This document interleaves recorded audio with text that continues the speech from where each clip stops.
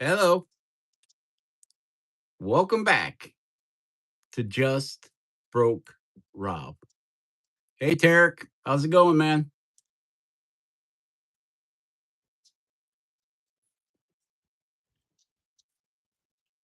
Didn't want everybody to think I just abandoned them. So decided to go live and tell everybody what's going on. Why there hasn't been no live videos lately. Hey, baby kisses.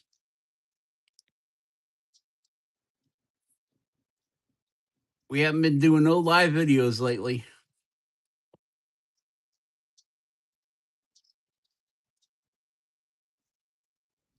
And I'm going to tell you why.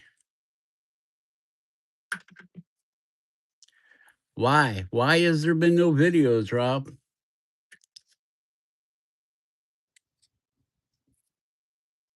Because about a week ago, hey, Grandpa. Nope, haven't been making knives. I haven't been doing nothing.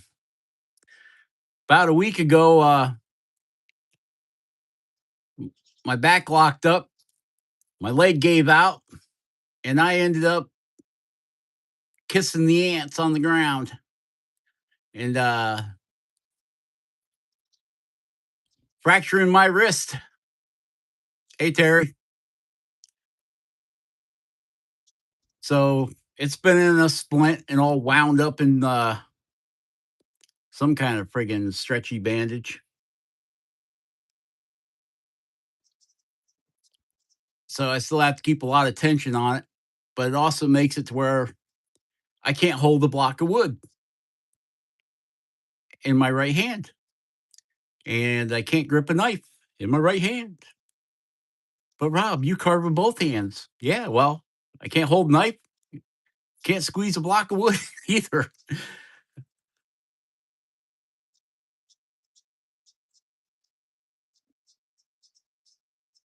So yeah.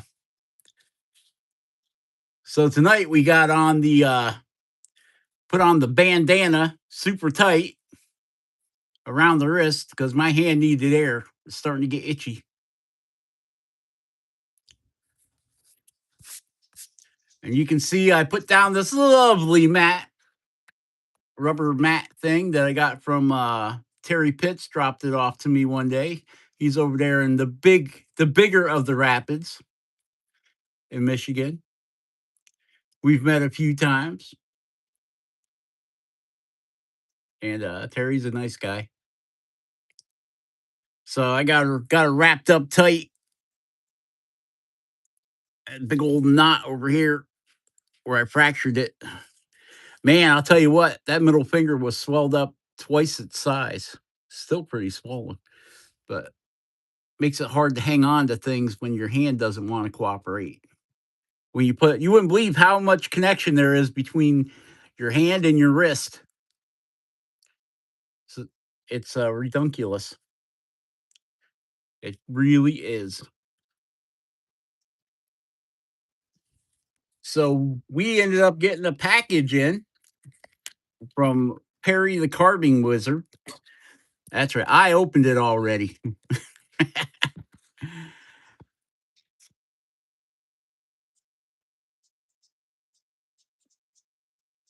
Yeah, I don't think your hand would be the same as mine. That's what mine was too. They've had a like a plastic deal that went under here, and then it came back to about there. Well, about there actually, and it was molded to my hand, and then they wrapped that baby up, and I couldn't take it no more. It had to come off, but yet I need support on that, so this is working good for now. Maybe later I'll probably have to put it back on, but man, it's driving me crazy being all wrapped up. So we got this box from Perry. We got one of his guys he carved. Yep, he signed it right there.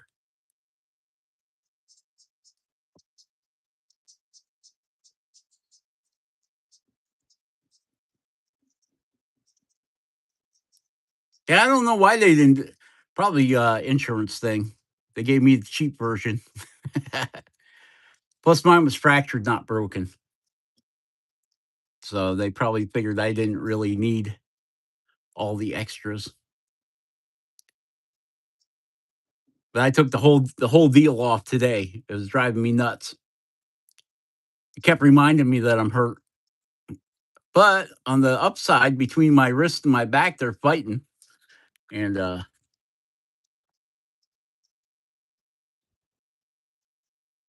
my brain's overloading. That's a pretty cool little guy he sent me.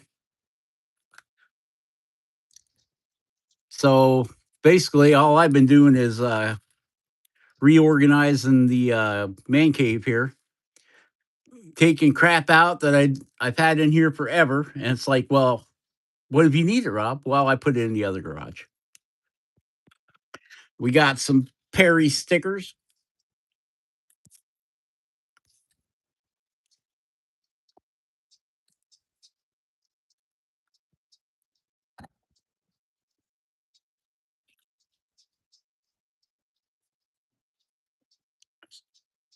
We got we'll have to put one of these on our refrigerator of infinity.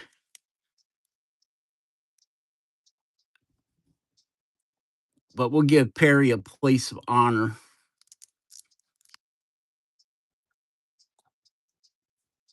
We're gonna take one of them and put it right on our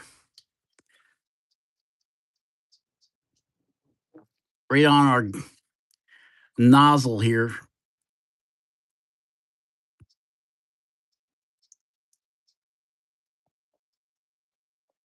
right on our vacuum nozzle. We're gonna put a new carving. I got some extra carving fusion ones. I'll have to replace this one. It's wrinkling up.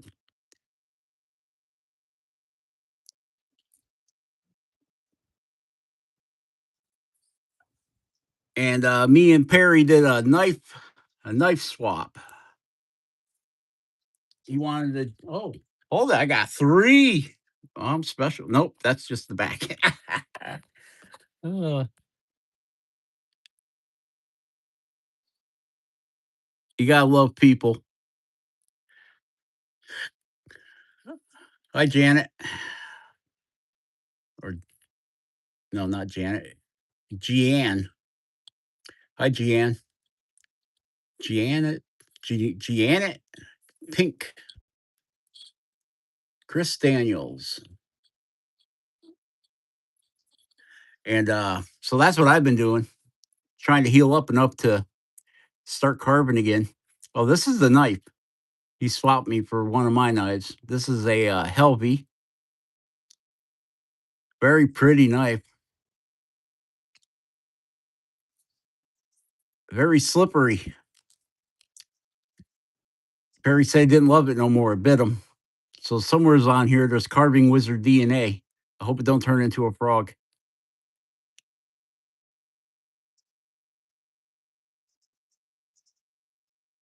Yeah, it's a beauty. It's a beauty.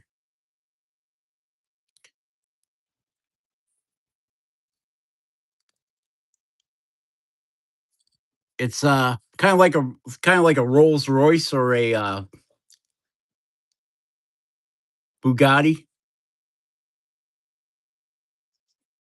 and it's a beauty of a knife, but you ain't gonna race it. You know what I mean? Give me an old '72 Chevy Nova or an old Impala, and I'm happy.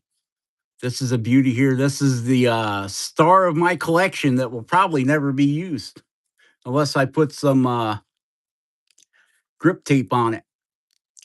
I could see why this knife bit him. It's very slick, but you're not going to get a shine like that unless it's slick.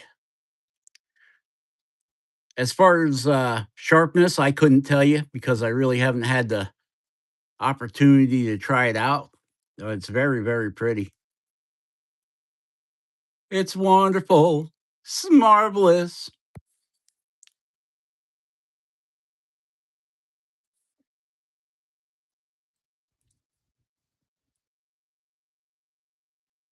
Your dad has a hunting knife in his car. I have probably several hunting knives in my car as well as in here.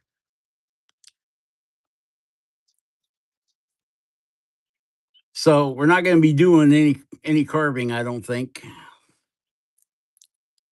I can't carve with one hand. Well, I guess I could if I use a Dremel or a micromotor.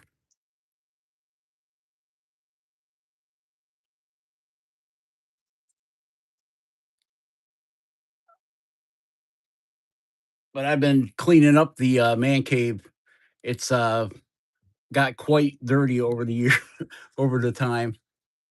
And I was talking to Kevin to see if if he was going to go live tonight. He hasn't made a decision on that yet. I told him I'd go live with you, but I don't know about. I don't think I'll be doing any carving. I think he'll be on his own.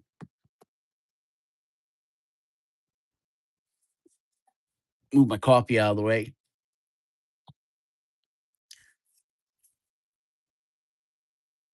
My Hector got to put a magnet in him, hang him on the refrigerator.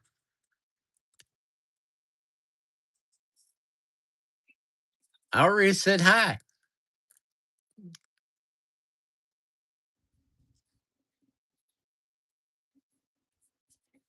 I'm not sure how you say that. I'm just gonna call you Gene.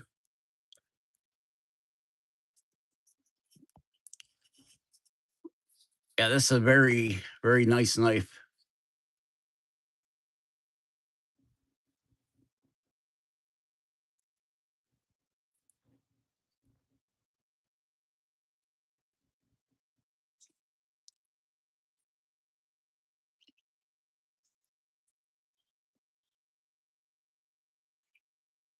Yeah, I go kind of stir crazy if I can't carve.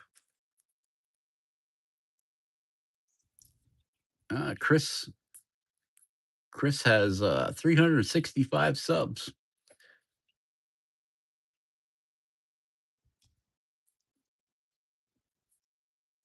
I should check. Kevin just sent me a message to see if he's going to go live. No, it's not a cheap knife, but it's the grip, right? For me. I mean, I love this knife. This is a very pretty knife. It's my trophy knife. I can't afford a trophy wife, so I got to have a trophy knife.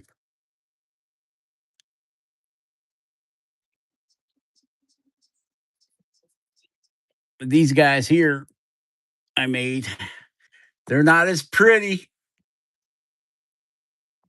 but they cut. Oh, then I made Kevin a knife. Kevin over at Sticks and Stones. And he's got his knife has a karate guy on it. He's got his little do rag on, got his karate hands up, his karate foot up. Oh, 2 a.m. Where are you at? Hey, there's Jordy. Jordy Johnson of Carving Fusion. My right hand, well, I'm his right hand man. I'm just a clown with knives. Yep. So this is the Kevin knife here, Karate Man Special, and then we got these two here that I made for me. Whether I'll keep them or not.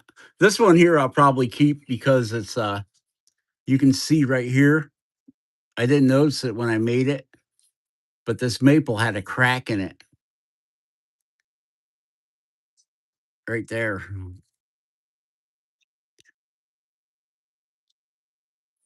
Yeah, but I'm not too worried about it cracking anymore because this whole thing is full of epoxy. I split the handle in half and then I just laid the epoxy to it and then clamped it. So that split really doesn't mean squat because it's epoxied on both sides and all the way down.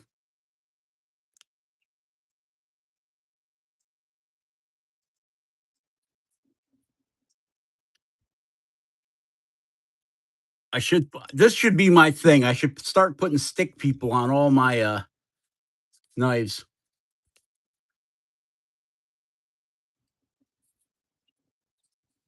This guy's going to the bank.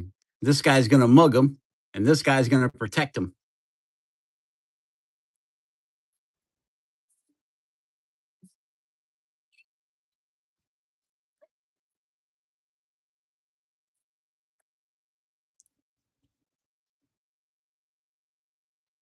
People are like slinkies. They both make me smile when I push them down the steps.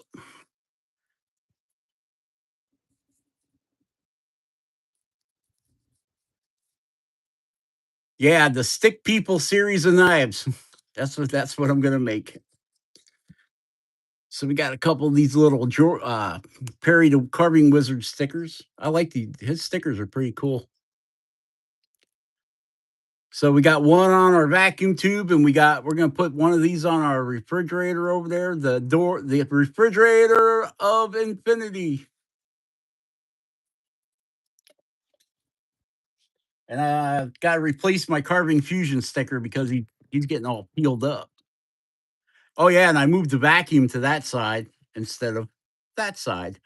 Plus, I built a new dust collector for the vacuum system. I got rid of. I used to use a Cyclone in 2 5-gallon buckets that were one had the rim cut off and they were squished together, so you had 10 gallons of dust. But I got an old shop vac that the motor burned out on, but it has a metal collector on the bottom of it. So I took that and got rid of it, and I made me a nice wooden top, and I put the Cyclone back on top of it. So now all that's over there in the corner didn't have nothing in it. We can't have no corners with nothing in them. You know, you just can't have it. I'd love to give this knife a spin. Love to.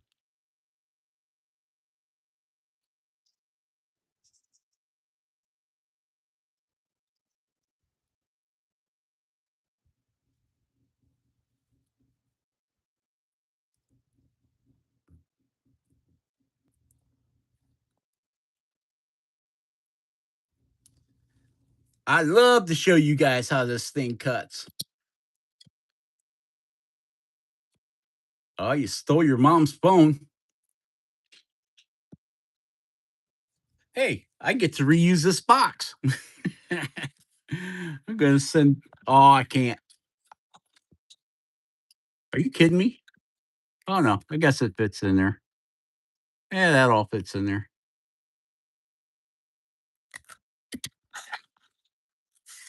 I'll get this guy sent out.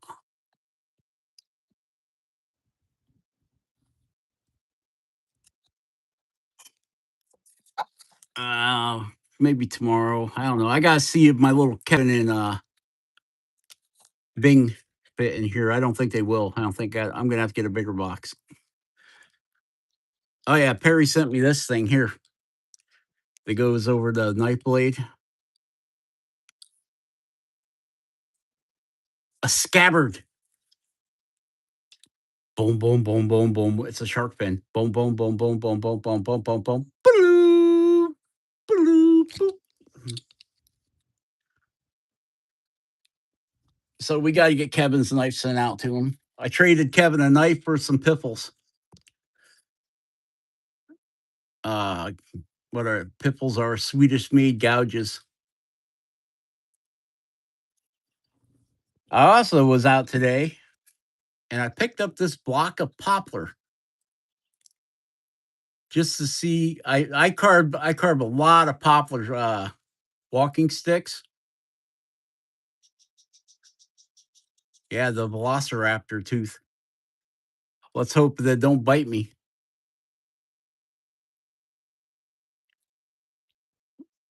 Just to see.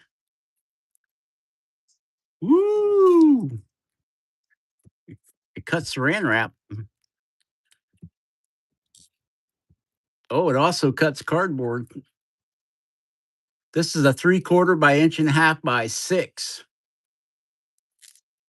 piece of poplar that you can get at Lowe's or Home Depot or Menards or probably any of your big box stores. Feels pretty light. I'll tell you what, it looks darn close to this basswood right here. I mean, this is a little lighter, but it looks darn close to it, don't it? As far as grain structure and everything. So I picked this up figuring, well, what the hey? Let's see how this carves compared to this.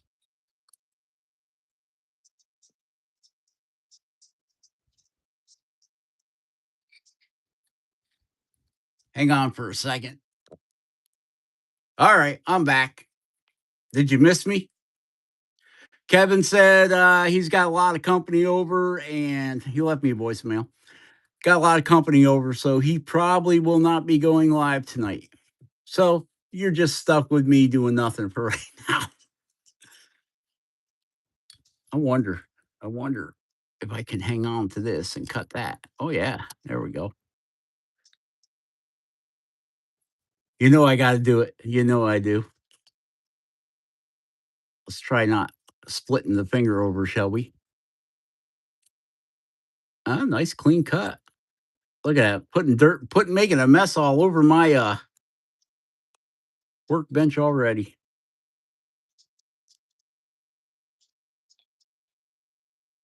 Heineke basswood, you gotta love that stuff.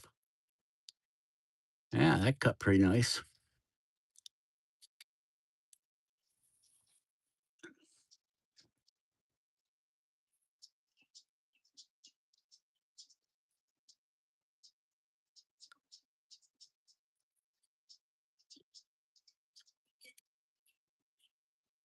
Oh, this is harder than it looks. This is way harder than it looks, I'll tell you.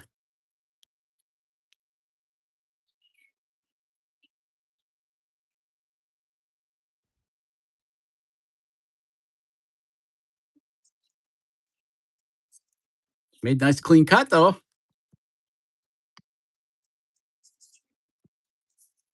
And everybody was kung fu fighting.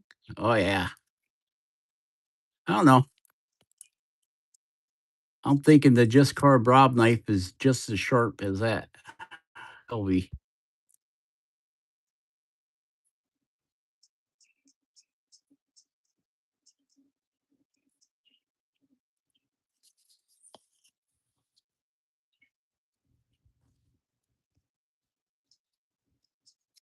Yeah, I just can't get a grip here. I got no gription.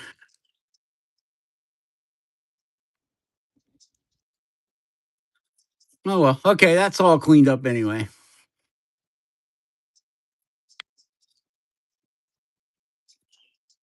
I really want to cut this piece of wood here.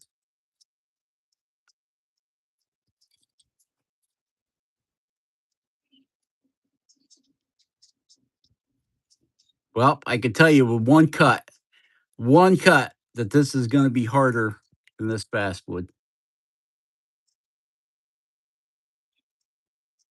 Now, this is not, this is just Amazon basswood here.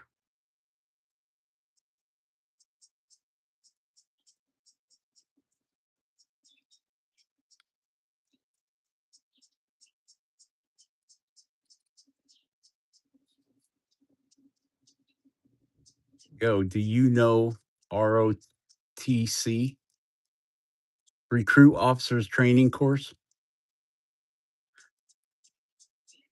I have whaling. Whaling is fast.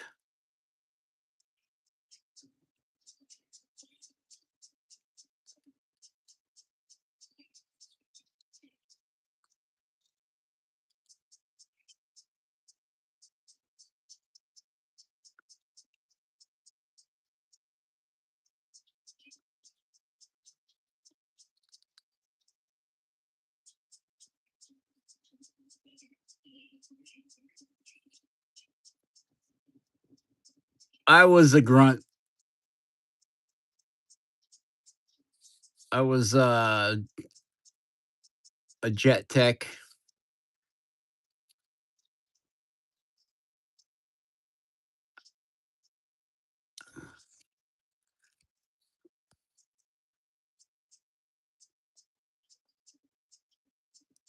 It's training night.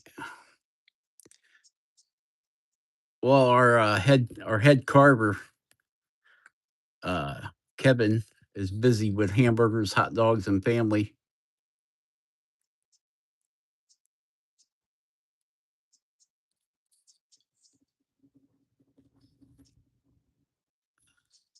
You don't have to thank me for my services. My honor serving my country.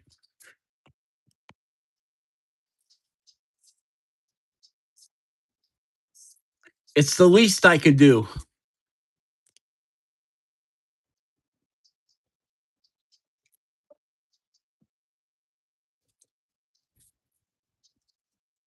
I think the United States should be like all the other countries.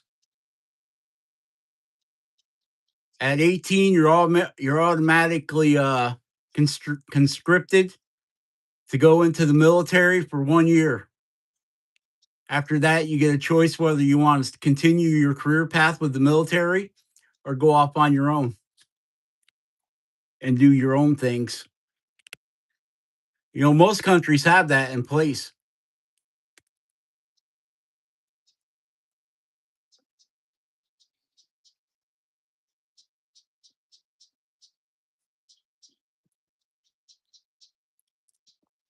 But then again, most countries, you're out of college by the time you're 18.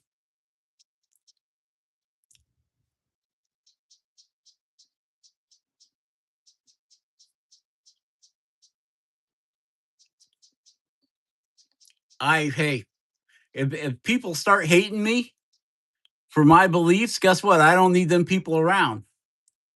And Jesus is king. Always. That's me. You don't have to believe, but you can if you want to, but you don't have to. I won't hold it against you. There's a higher power that will when the time comes, but it's not for me to say about anybody's religious beliefs. Mine are mine. And of course, the people in my congregation.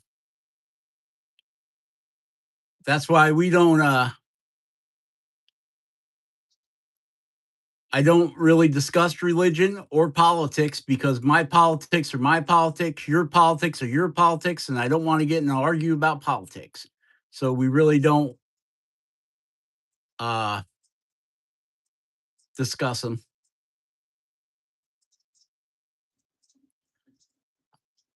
Elsa is a minor. I get it. You said it 3 times.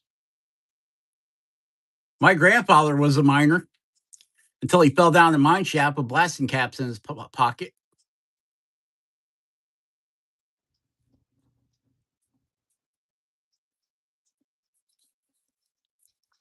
In case you also didn't know, to all the minors in the group,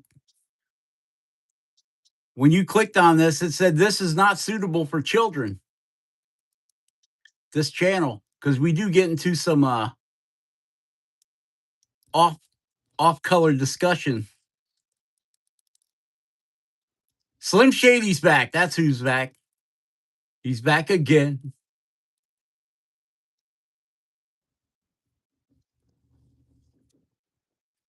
We are carving nothing. That's what we're carving. Do I have carvings to do? Yes, I do.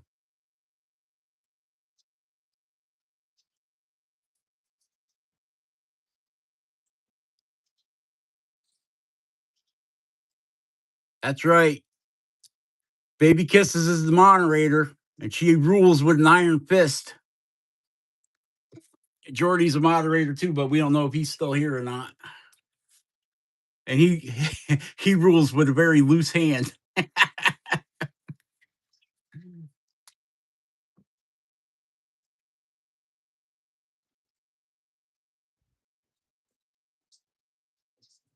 Unless you piss him off. Then he breaks out the guillotine and just chops your head right off.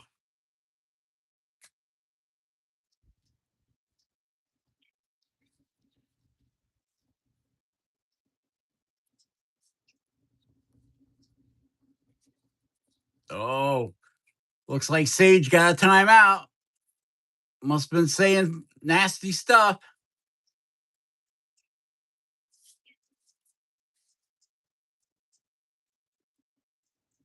Yeah, you can have a whole. You can. I can moderate everybody on the channel, but I only moderate people that I trust.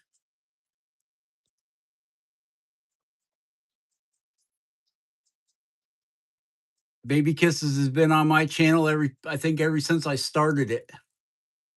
And Jordy, he's the one that got me into this whole YouTube thing.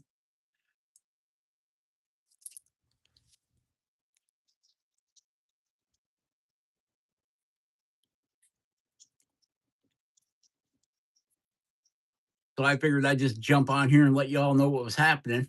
Why I haven't been putting out. Yeah, it was yeah, it was way back in the beginning.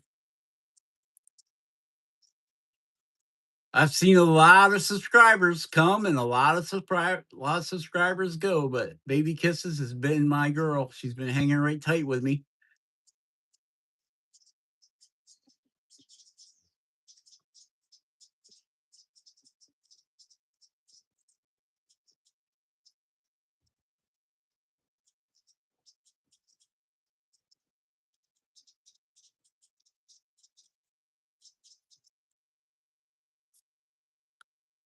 I had a phone call.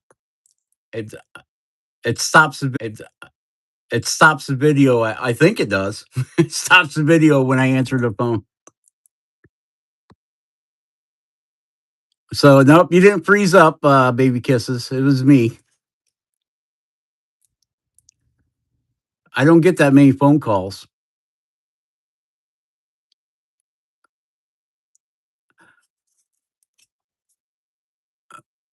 Usually, if somebody calls me, there's something that needs doing. And if I see it's a spam call, I just ignore it. It can go to voicemail. Oh, you like that paint job? That's 4 different colors in the beard. There's a light brown, a darker brown, and the gray, dry brushed. And then, of course, the hat. Everything was green that day. In case you can't tell, everything I had the green out, so everything got painted green. And of course, I had some blue out and brown. I tend to stick with once I start painting, and if I put too much paint in the tray, everything's going to be that color. Where's my guy at that I've been working on before I decided to take a nosedive?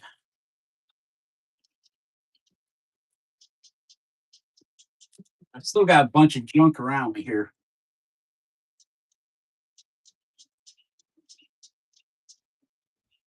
Who's flying in from Illinois?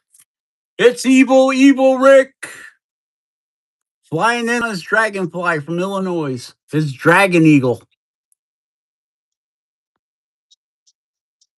E- evil Rick. See, even his cup says evil Rick.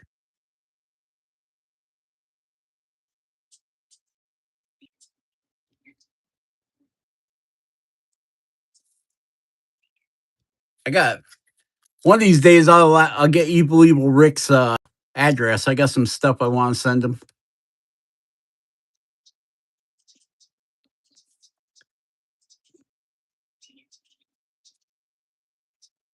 Meow.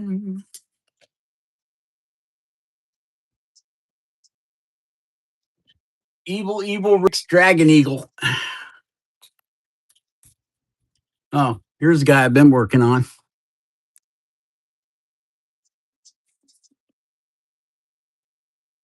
Where I started working on. Actually, the day I did this, I was working on that.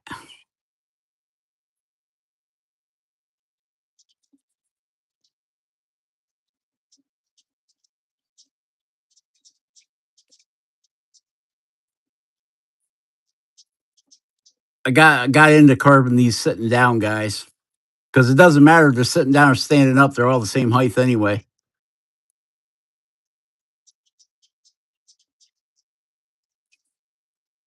I'm trying to decide what to put in here.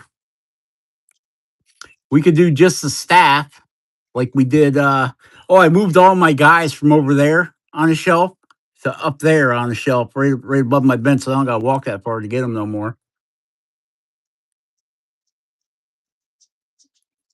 I started a, I don't know, what is that, dog? The picture isn't very good, baby kisses. Ah, they always look at this. They always look like crap before they look better, right? They always look kind of crappy before they start looking better. A chair.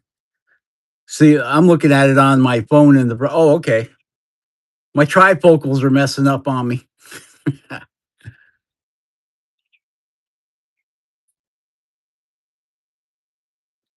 I was looking at my hippie guy with the bongo, and I'm like, ah. Then I already did a wizard, you know, sitting down, or a, yeah, wizard sitting down.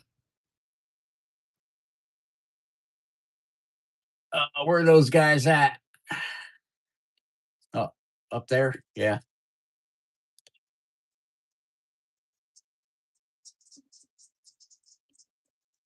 Do I feel like getting? Do you guys want to see them? Do you want? Are you making me get up?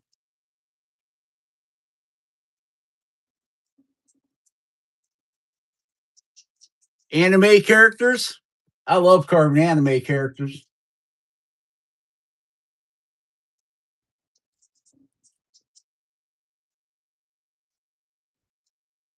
I put that knife David Grass sent me. I got that up there on my shelf. All these guys are all scattered out over here last week. They're all up on the shelf.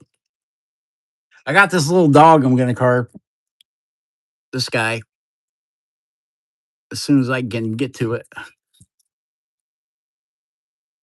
He's gonna fit right on that piece of wood right there.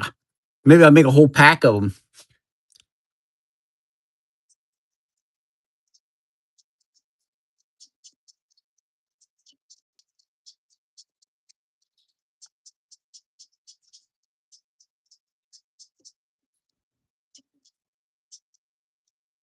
I'm gonna put Perry's gift up there.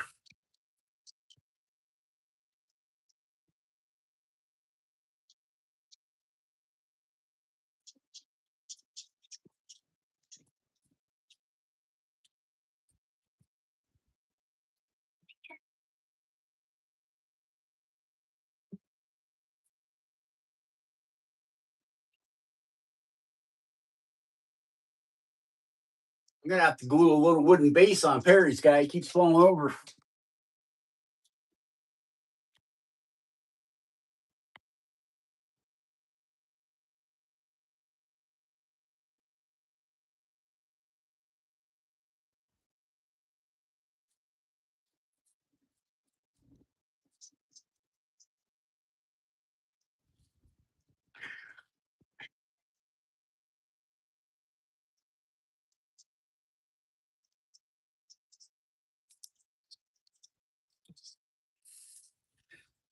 This guy's sitting on a little stool playing his kabongo drum.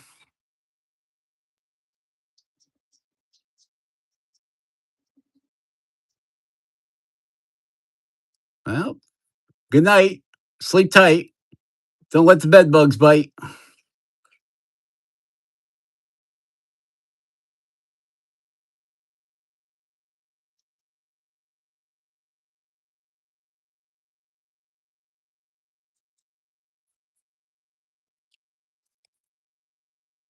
Oh, I put a hoodie on this guy too, huh?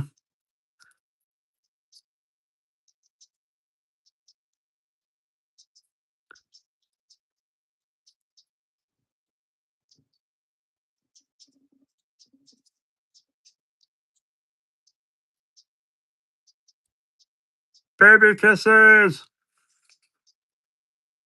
This is a 2 by 2 by 8 inch block of wood. And this is a 1.5 by 1.5 by 6 inch block of wood. I think it's 6 inches. Yep. This is 6 inches. So this is 6 inches.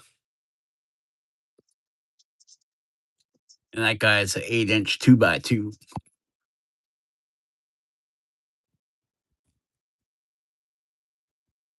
And then this guy is inch and a half by inch and a half by 6 inches as well. But I was thinking about doing the same thing with this guy, putting a walking stick, and in his other hand we could have him holding the cold one.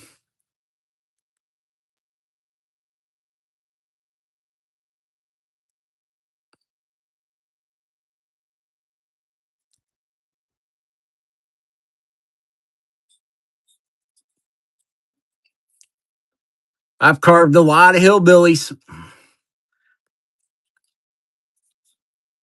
and some of the first hillbillies I carved, I'm going to go back and recarve their faces because I've progressed in eyes and stuff.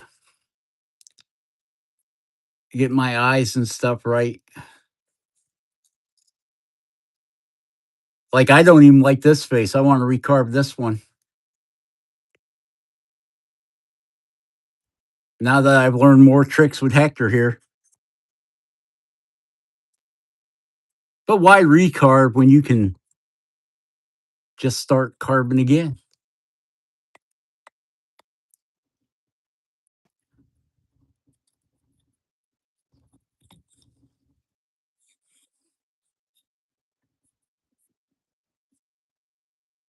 This guy don't have no eyes. He's been Hectorified, this guy.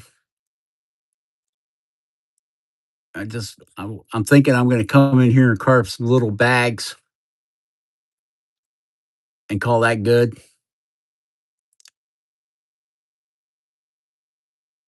He's got some big old jowls.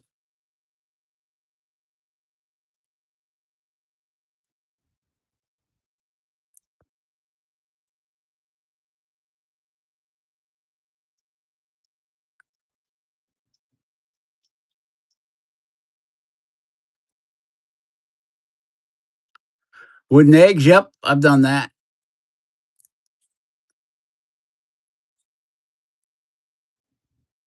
I carved an owl out of a wooden ball that I promptly, it was actually, I think, cork.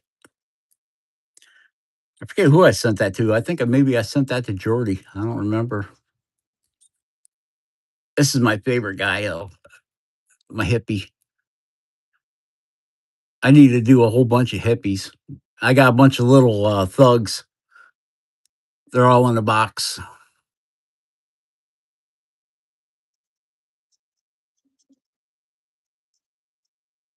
Oh, that's awesome. Hold it. Let's back up here. My step grandson invented the idea of carving Christmas ornament faces out of wooden eggs. He invented it like 60 years ago and got featured in a wood carving magazine. Your step. I thought it said grandson. Holy crap. My step grandpa.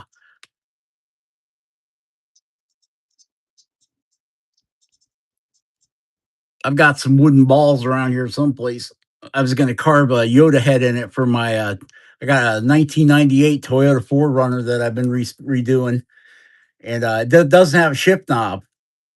So I was going to carve a Yoda head into one of those wooden balls, which I'll still do.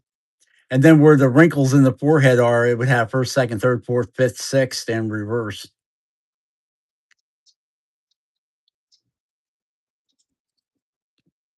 And reverse.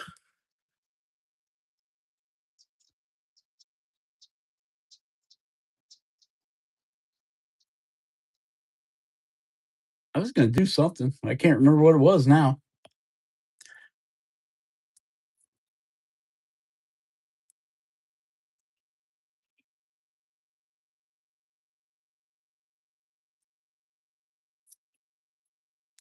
I got to put these guys back up there. Keep them off the workbench, Rob. Keep them off the workbench. So I'm sorry about no Carbon, no Kevin.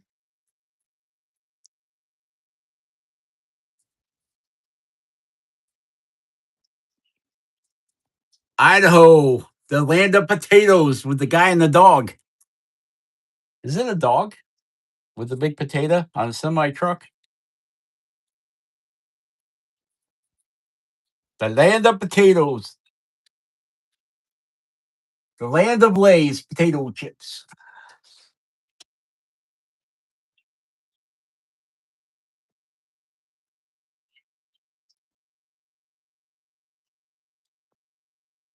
You may ask yourself, Rob, what do you do with all the carvings that you're not that happy with?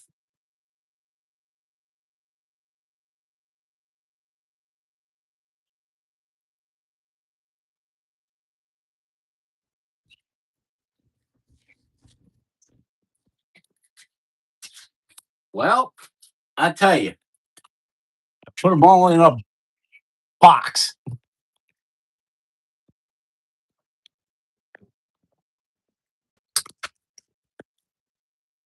Put them all in a box. That's what you do with them when you want to change out inventory. Oh, we just broke her ear off. Oh well. I guess we'll have to cut the other ear off now.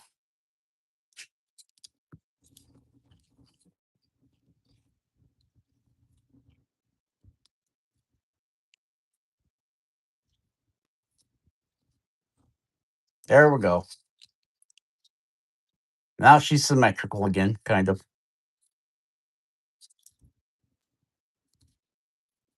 Make sure I'm pushing on the right side of the blade here.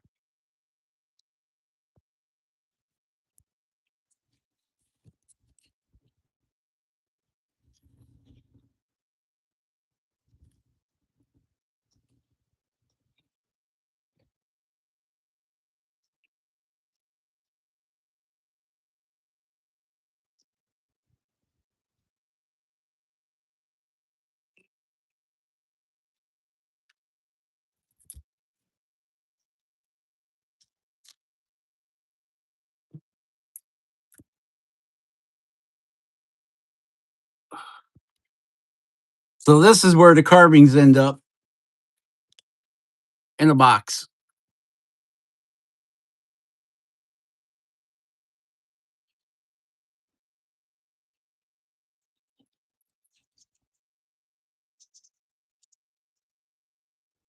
Yeah, my toy box. All carvings from past lives. The mushroom, which you carve a little face in the mushroom.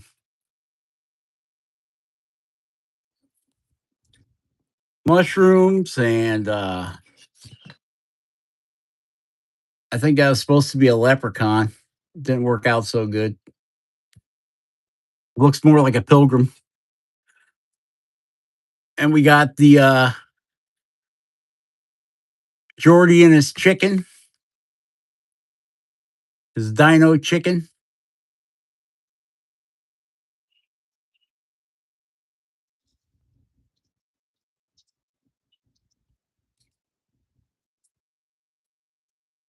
I gotta send this guy to Jordy. I gotta run him on the bandsaw and separate him. Our Minnesota mountain man, Bruce Ankeny. Mine's different than his, or his is different than mine. Go back. Where are we going back to?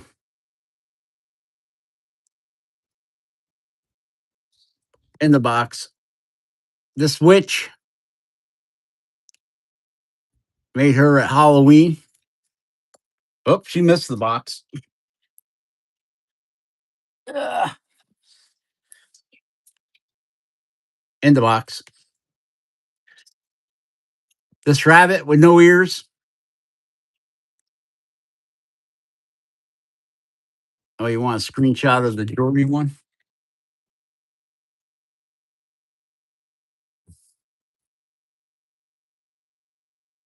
Hey, he's kind of, he don't got no eyeballs, but you can't tell anyway because of the shadow from the hat. I'll try getting that cleared up for you. Ready? 1, 2, 3, 4. Screenshot. Chicken. Dino chicken. I don't think I pushed the beak back far enough, but who cares?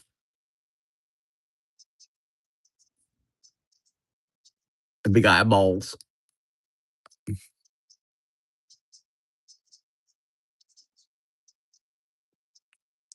In the box.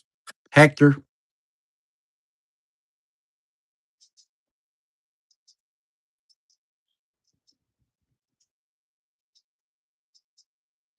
In the box.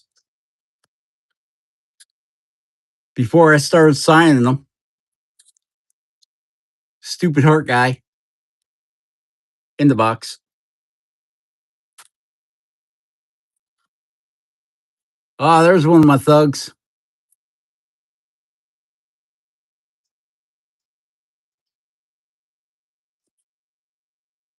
In the box.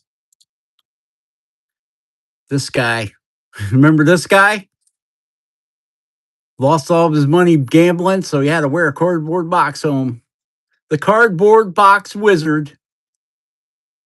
We're not carving, so we might as well go over some old carvings, right? Right. Why not?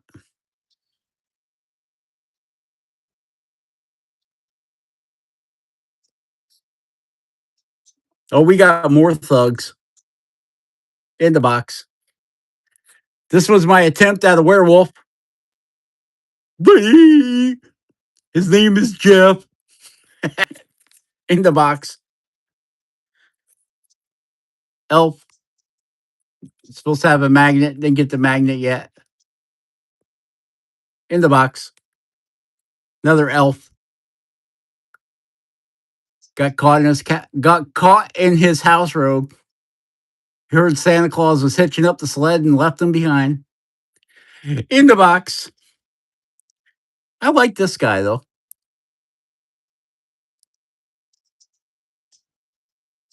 See, he's already drilled out for a magnet.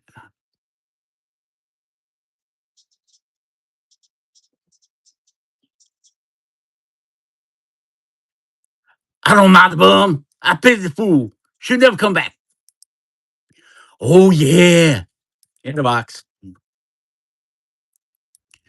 This guy, young Einstein with his book, sitting on his chair. In the box.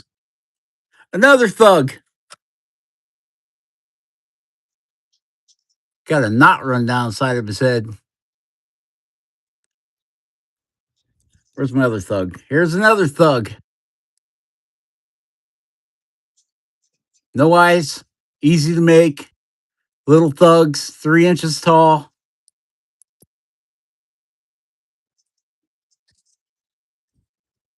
Where's I know I got another one around here. Oh, here's the boss thug. You can tell by his hat that he's the boss.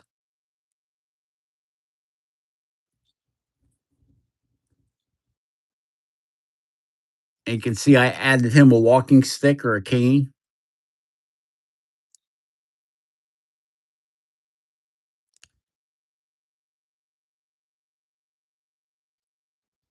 Same thing. This guy's got eyes though.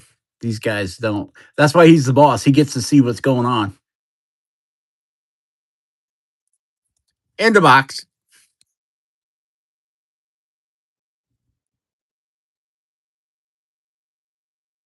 Absolutely, I will carve a thug when I can go live again.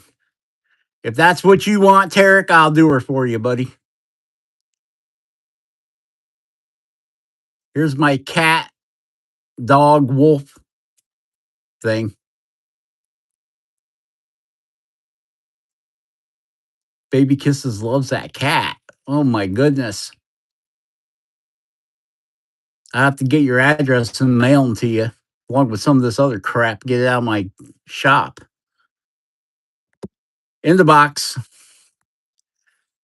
We got this thing going on. You can see I didn't. This is supposed to going to be a woman, maybe sort of elf thing. I mean, you got all these little guy Santa elves around here, so we really need to have a girl elf.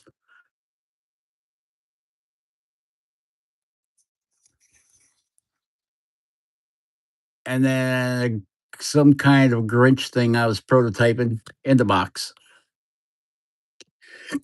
This guy here, I sent Perry one similar to him.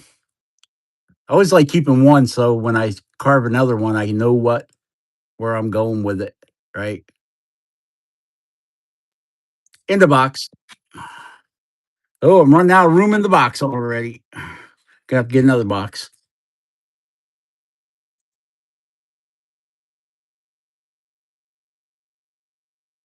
Elf, he needs to go up on the shelf over there. He's pretty good. We'll put him up on the wall of shame. Put him off to the side. We got this Hector. I really like this Hector, but he's on the backside of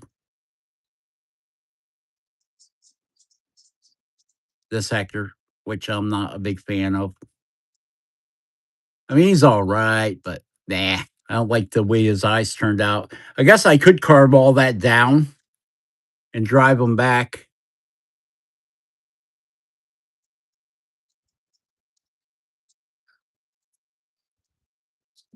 Yeah, yeah, he's yanking on his whiskers.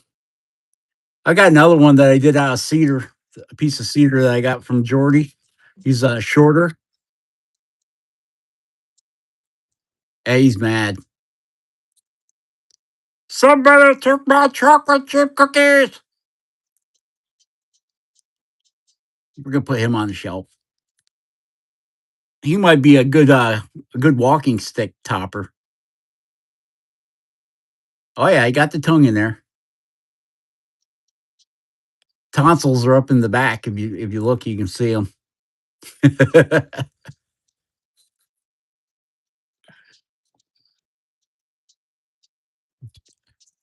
You got this guy. I don't know what the hell I was thinking when I carved him. Maybe I was thinking Nightmare Before Christmas. Head's too big though. In the box. The girl we just broke an ear off of. She was going to be a fairy, but I lost interest. I made a oh, what the hell do they call that? Sorry. Um, I can't remember what they call it. But I was going to put wings on her. And I got some glass mason jars. I was going to put her in there, and when you crank the handle, the wings would flutter. But I made one with a zombie mom for Halloween. You crank the handle, and her arms go up and down, and there's a ghost that pops up in the back. A little pumpkin head spin around down by her feet. In the box, in there, get in the box. Oh, here's an ear for the rabbit. I don't know what kind of wood he's carved out of. Don't think it's basswood. There's a lot of dots in it. This is probably just an old piece of pine. I guess I need to carve another ear.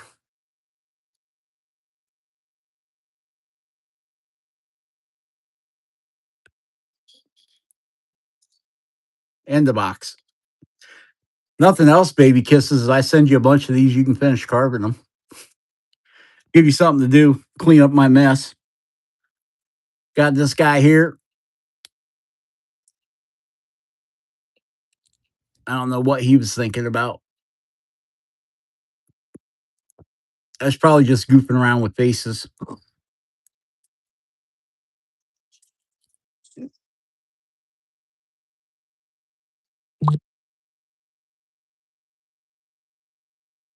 I drilled out for a magnet. Sluggo. Yeah. Got that drop lip.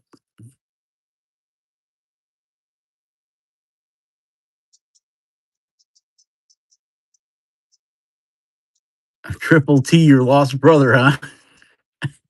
In the box with him. And then we got this elf.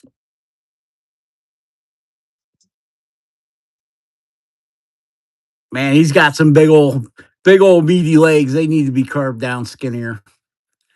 We need to do a little revisement on this guy.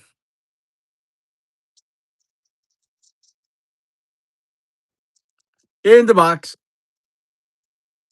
And then we're back to where we started from with this guy.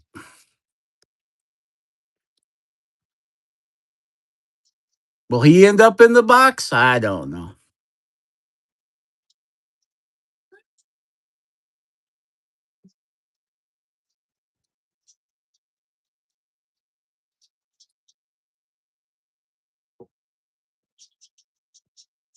Oh yeah, I made room for my chisels too over on this side. And then all my burrs are hanging up there. Then we oh yeah, that ain't it, guys. We still got all these guys up here and more. Ugh. This is one of my favorites right here. That guy.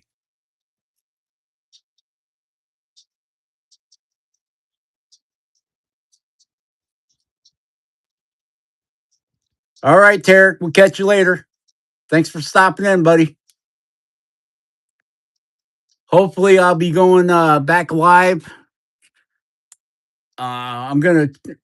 I've been trying every day. Hi, Perry. Been trying every day to do a little carving, but yes, Mr. Grinch. That's who he is.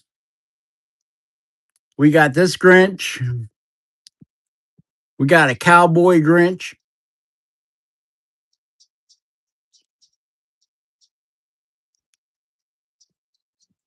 We got a splat elf. He's a splat elf because he got fell off Santa's sled and ended up against the wall. Splat. I got a lot of. I made a bunch of them last Christmas. It's the backside of them. You just see like that. There's no face or anything. Easy carve. I am. I can honestly say I believe I am the inventor of the splat elf.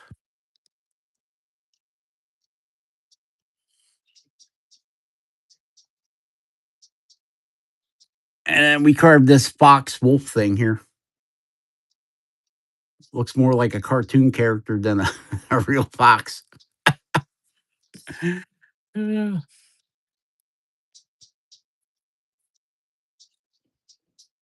So that's all my box carvings that are in this garage anyway.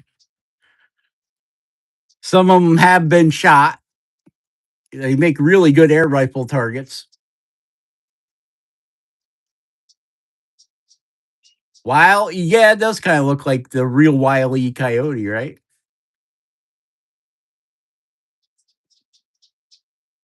Very stiff, Perry. I tried and tried and tried to use this to.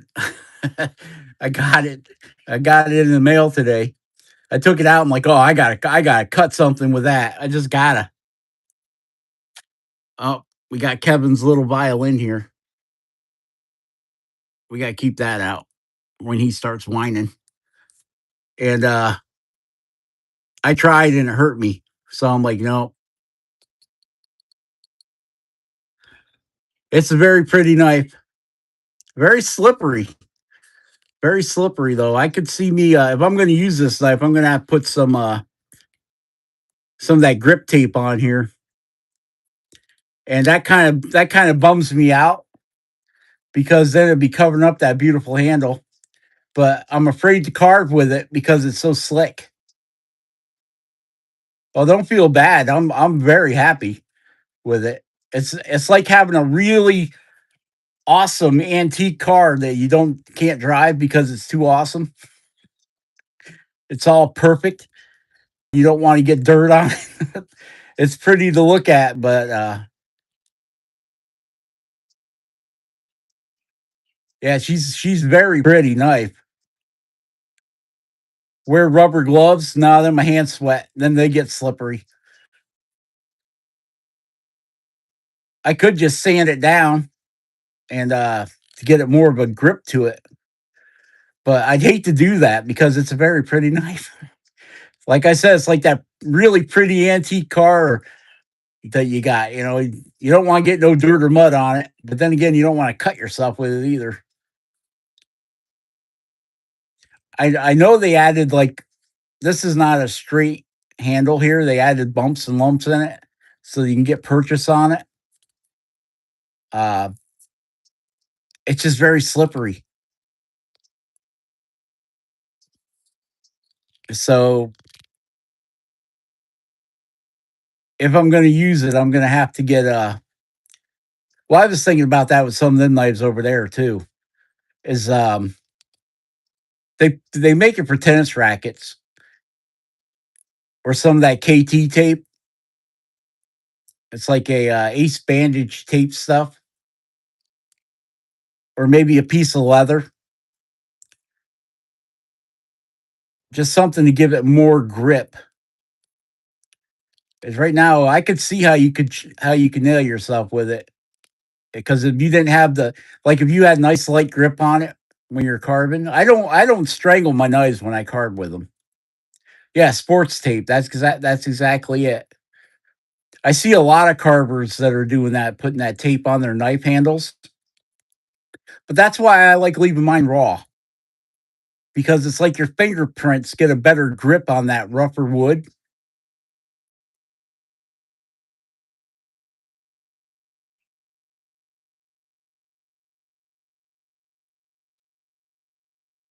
Yeah, I could see, especially with that, with it being slick like that, I could see it getting you.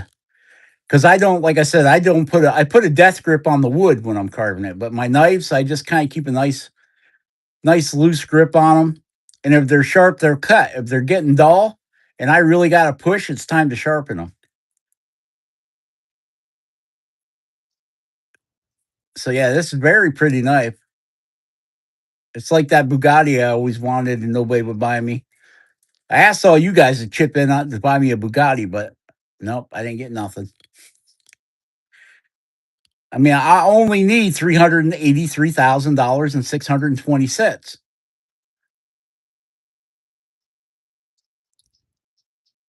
Oh yes, it's very pretty. It's like you baby kisses. Very pretty. You can see right here the the depression for your hand, and you would think, that's probably good enough. That's probably good enough to hang on to. But like baby kisses, you can't never touch her. Very smooth. I can't help myself. I gotta rub it. Don't worry, Perry. This is a rubber mat. It won't hurt that knife. That's why there's a rubber mat here. Now, clang the blades together. We hit Kevin's knife. Yep, you're married. Off limits. Don't need no husbands coming around here beating me up. I break easily. Apparently. How do you like the knife I sent you, Perry? Has it been night treating you right? Is it a piece of garbage? Do you need a trade-in knife?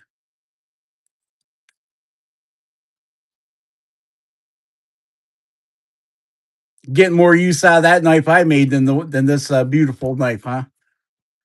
This beauty here.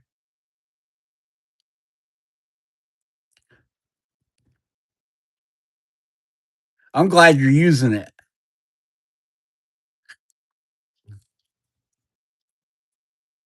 Don't be afraid to beat it up. God knows I did. Well, you be afraid of beating it up.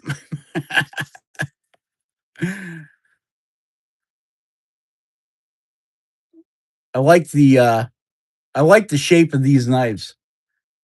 The blades on these knives here. They're a skinnier, a lot skinnier profile. Well, I don't know if they're a lot skinnier profile than this.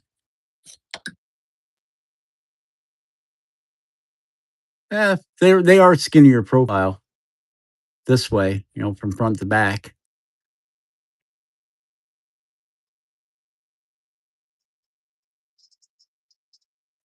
Yeah, they're pretty close. It's all in this profile, the shape of the blade itself, right? With this longer, pointier blade, I found it's way easier to turn in the wood. Like if you're doing a swoop cut, that look at there's a pretty big thickness difference there.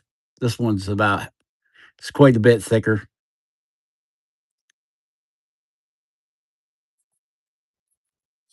Let's do the bend test. All right. Boing. Well, let's get out of the comments here so you guys can see. Boing, boing, boing, boing. Yeah, this one's got quite a bit of flex. This one, not so much, but it's a thicker blade. You wouldn't expect it to. Yeah, isn't it great how the blade will flex a little bit when you're turning in the wood? It lets you get in there and this knife I designed was especially for eyeballs. That was my number one concern when I built these knives was being able to get in there deep and be able to swoop that eyeball in, right? That was the number one goal for this style blade was to have a longer because no, I don't didn't see anybody that made them like that. I mean, Flex Cut is the closest one right here. This is a Flex Cut knife in case nobody knows. We got a lot of youngins on here tonight for some reason. And that's pretty close. There's still swoops down here where mine's more of a straight cut. So, but I love Flex Cut. They're a great knife, a great reasonably priced knife, especially for beginners. Then once you become an old hand at it, like Perry Perry the carving wizard and Baby Kisses, you move into custom knives. Ah, custom, custom, or you bust them.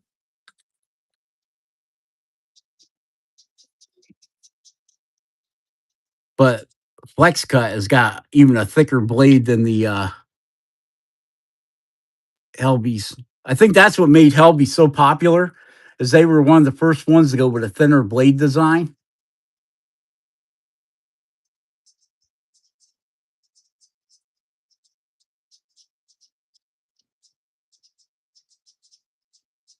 I made a sports blade. Yeah, they're fast. They're fast blades. I told Perry that too. Those blades up there like to cut quick because they're so thin. Hey, I had, I still have my old timer knife. It's a pin knife about that long. It has a really thin, long, pointy blade, and it's got what was called a trapper blade. Kind of comes over and rounds down, kind of like this blade. Kind of rounds down like that. It's called a trapper blade. I don't know why, maybe for skinning. And I still got that. That's what I started carving everything with, and that is a great knife. But then they sold out to charade and went to shit.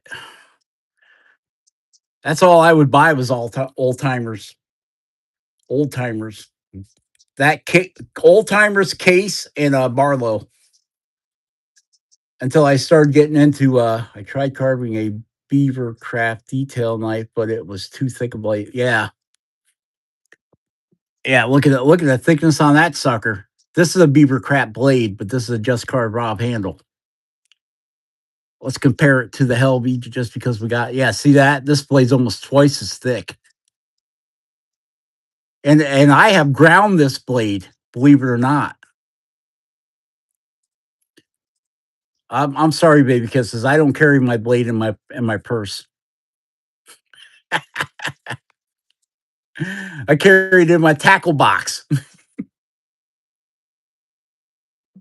Yes, we will find a home for this up here on the wall. Everybody has to buy me a Helvey knife so I can put another magnet down here, and then we'll have the Helvey knife, the Helvey tournament knife, the Helvey collection. But it takes a year to get them.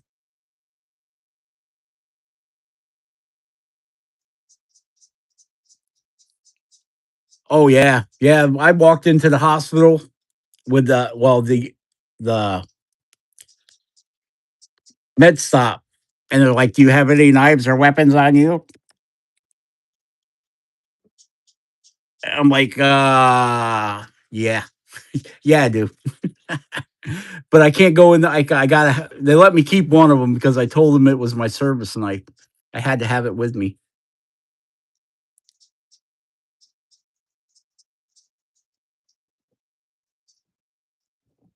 There we go. Gave it home. Gave it home, Perry. Right next to the beaver crap knife. Hope it don't rub off on it.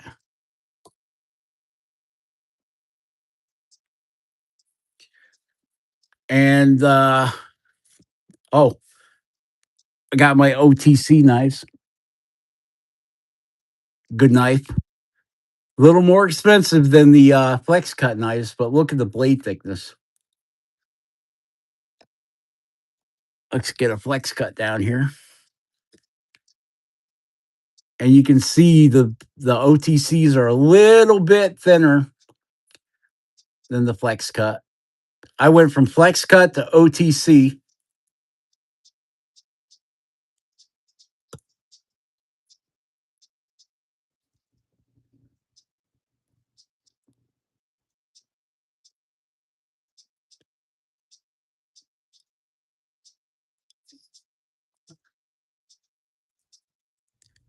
I can't believe they let me keep one of them.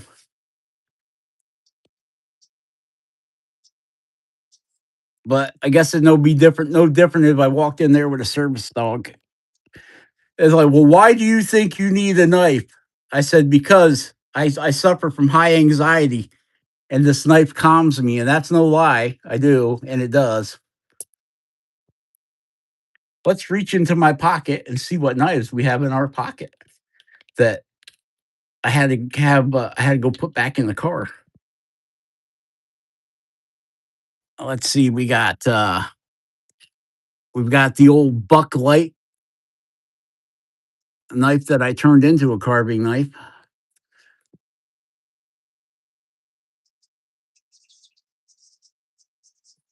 We've got my Buck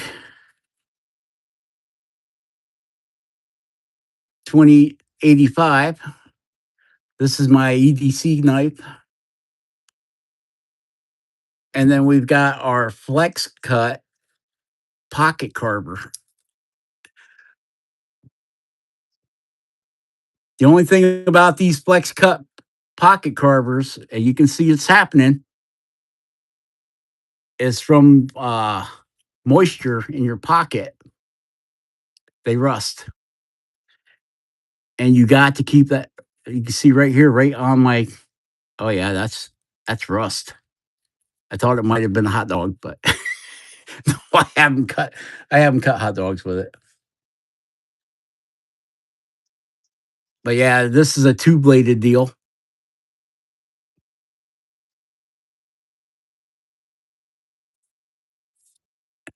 This one, this one's got rust, and this one don't got rust. I don't get it. This must be the one I cry on all the time. Yeah, any knife you carry, maybe you should carry it in your purse, like baby kisses there, Perry. Your merce, your man purse.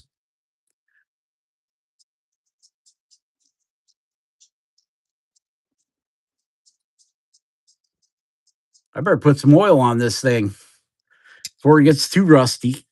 I always thought that the wax in the compound would keep it from rusting, but apparently I'm wrong.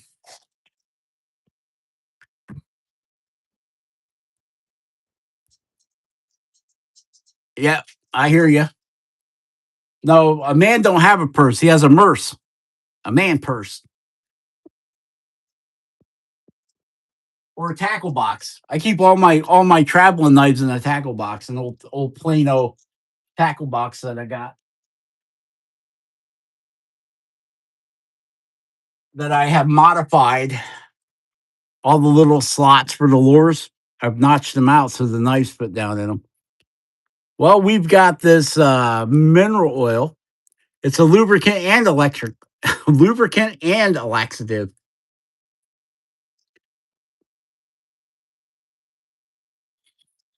I put a little bit of that on there. That ought to keep her greased up for a minute. Always, and I always check this knife too, just for that. I don't use this knife a lot because I usually have wooden box is probably better because the wood will, like my machinist toolbox is made of wood because it will absorb the moisture in the air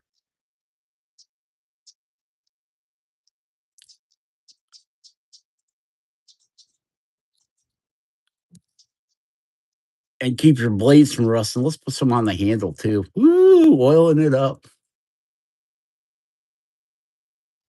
Yeah, the only difference between mineral oil and baby oil is I wouldn't drink mineral oil or baby oil because it's got a fragrance to it. It's got some kind of it's got baby smell. It's got baby smell on it. Oh, that baby smells so nice. That's because he's all lubed up. Got your baby lubricated. I think this is walnut inlay on the handle. It's very pretty. But you can see they put no finish on it. There's a reason.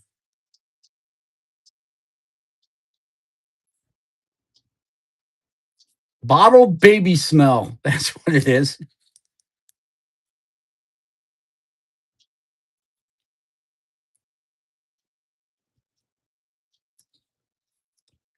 I guess I should rub this thing on a strop while I got it out just to keep it, see if it takes any of that rust off from there. Yeah, my rag won't reach my bench.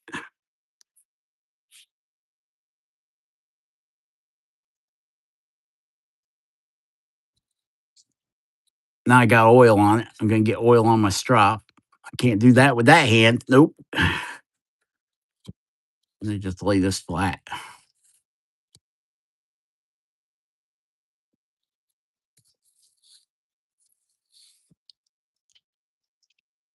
Oh, yeah, that between the baby oil and the strop compound, peeling that peeling that little bit of rust off in there, but still enough to eat into the blade. You're like, well, what are you worried about? It's so far up the blade because eventually this blade will get sharpened enough. It's going to get up here if I ever start using it. Hey, Brett, we're just talking about me being clumsy, fracturing my wrist, and why I have not been carving. You missed the reveal of all the carvings in the box, though. You're gonna have to go back and rewatch that if you want to, if you're interested. If you're not, okay. So let's now that I wiped all the oil off of this thing, we're talking about pocket knives in your pocket and why you got to keep them oiled because they will gather rust on the blade, on a high carbon steel blade,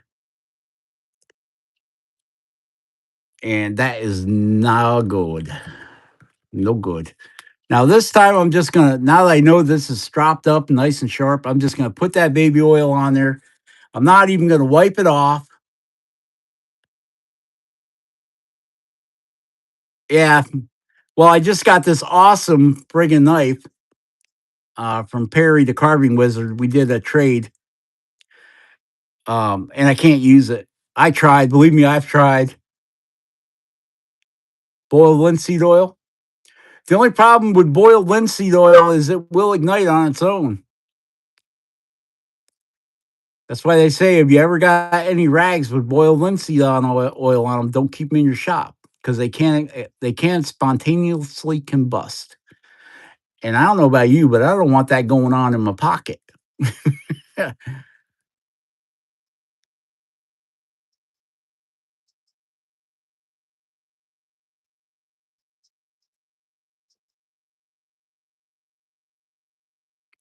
Baby oil seems to be the way to go.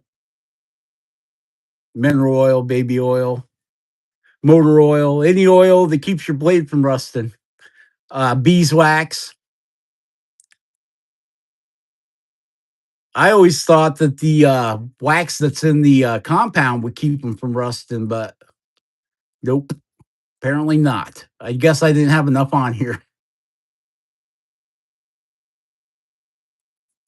Well, if it's safe to rub all over your baby, it's probably safe to carry in your front pocket, unless you get too excited. Then things might slip out.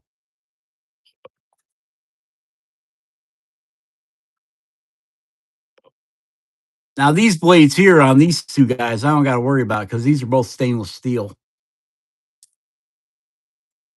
So we don't got to worry about them getting rusty. Although this one here probably gets enough motor oil on it to keep itself lubricated for the next 132 years.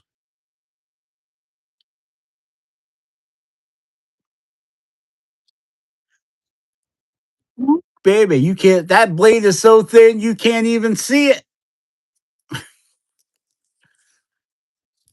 Oh, that hurt. You guys want to see Kevin's blade? Did I show you Kevin's blade yet, or just the Karate Man handle? I'm starting a new series of blades, Perry. They're all going to be have different stick figure guys on them. Yep.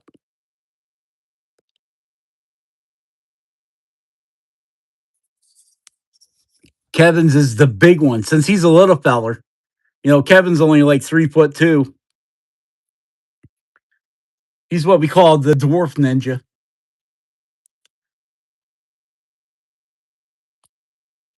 And these blades are high speed steel, so if you're going to carry it around with you, you might want to put a couple drops of oil on it every now and again.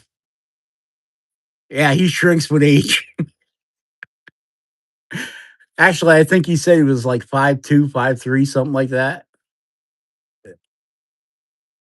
Yeah, Chihuahua Ninja. Bum, bum, bum, bum, bum. He wanted a 2-inch long blade, which, okay, I made it. But you want to talk about something that's flexible. Holy crap, look at this thing. Let's see if we can get it. Show you the deflection test here without hurting myself. Boing, boing, boing, boing. You talk about deflection. Holy crap. You be able to carve around corners with that thing.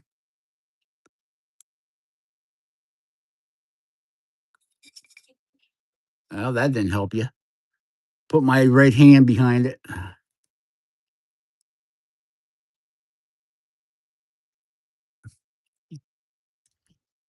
This is a piece of mahogany.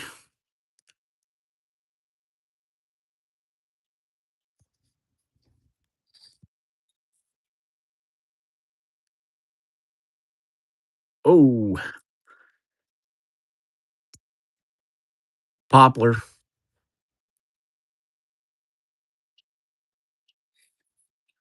End cuts. That's where you tell the knife, man, right there on the end cuts. That is some brittle wood. I knew it would. I kind of knew it would be if it was anything. Look at the deflection that blade gets. That's why this style knife, I believe, 1.5 inches is about the best. You get a little bit of deflection, but with this up on the end here, it's like a freaking wood filleting knife.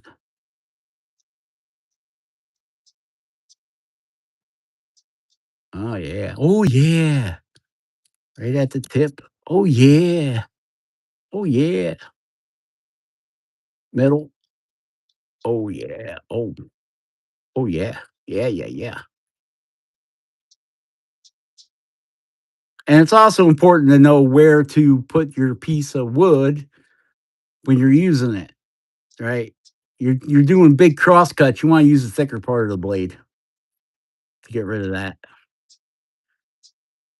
But for testing, I beat the crap out of the tips of knives during testing because I know that's where most of the carving with this style blade is going to be. It's going to be up here on the end, digging into things and cutting in eyes.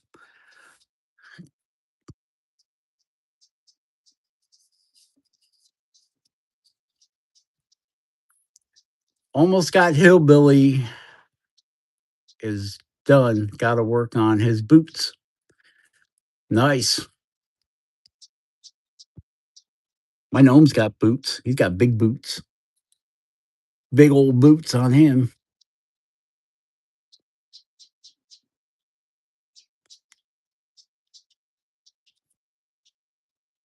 As you go through your carving experiences, you'll learn that how to use your knife. Once you once you snap a tip or two off the knife, you're gonna be like, huh, I probably shouldn't have done that.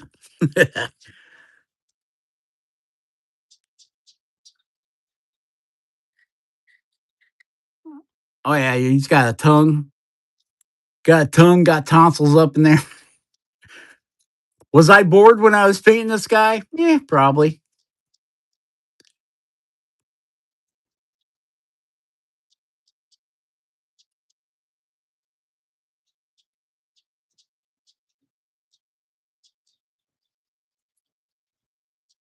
Simple boots are best boots.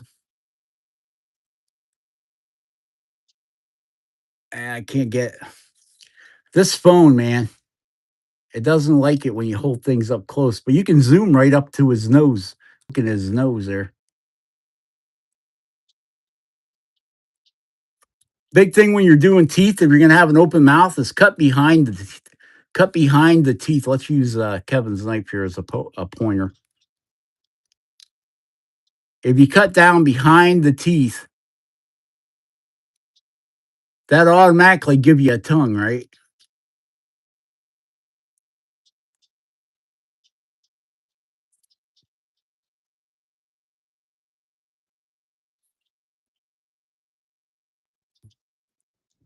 I see you.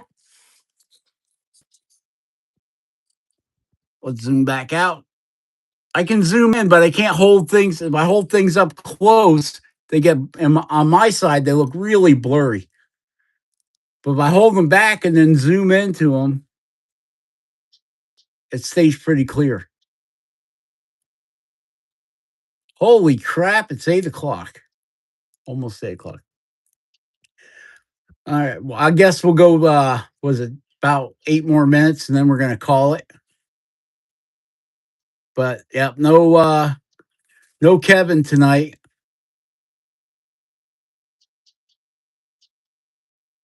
Awesome. Glad you enjoyed it. Enjoy them, Perry. I like the way your blade cover came out. That's how I'm gonna do them from now on. Instead of trying to carve into the wood with a wall cutter bit, I'm going to go ahead and carve the blade cover. Hey, I'm missing a guy. Blade cover for my steampunk knife. What did I do with that? I don't know. I'll find it. It's around here someplace. Um, is add a little block on the back that I can go ahead and hollow out for this, for the blade, and put a magnet in it, and then add a leather piece so that um, you can have a on the go sharpener. Like if you took that and threw it in your truck, and then or car, whatever you're driving, bicycle, you can go ahead and strop it on the backside like I did on Perry's blade cover. Gives you a little strop. It was a brainstorm. I had a lightning flash in my head when I did that. I'm like, from now on, that's the way I'm going to do these blade covers. Add a little block of wood on the back, put a leather on there, and then you can put your own whatever type of compound you like to use right on there, and then you can just throw it in your purse there, baby kisses. You just throw it in your purse, and then when you want to carve, it's magnetically held on there, so it's not going to slip off unless it gets caught on your lipstick or whatever. And you can go ahead and carve at the beach or while you're peeling potatoes with it, whatever you're doing, and go ahead and strop it right on the back.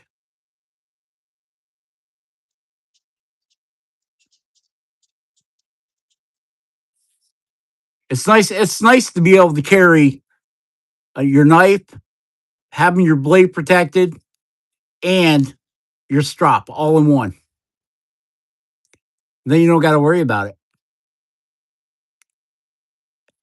Yep. Put the rouge on there, Perry. You like that Zamazam, that green stuff. I like that too. That works good.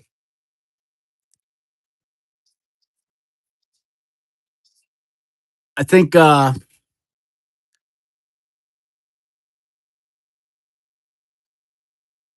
use your wife's lipstick for the rouge. Yeah, I don't think that's gonna work. Unless you throw some sand in with it. Your rouge is wax based, I believe. Because I seen Doug Linker. Was it Doug Linker or was it Adam or Alec Lacasse? Took a heat gun and heat the leather up, heat the rouge up, and put it on the leather.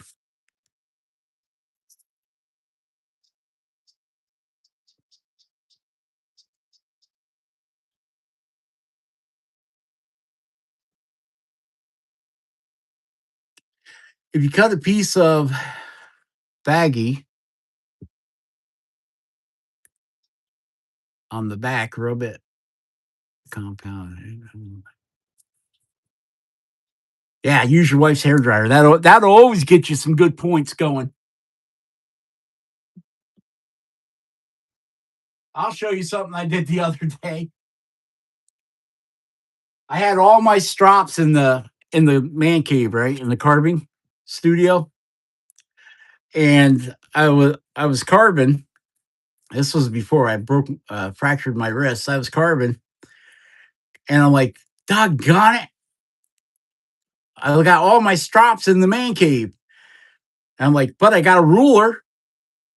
And I always keep a piece of stropping compound in the top of my tackle box.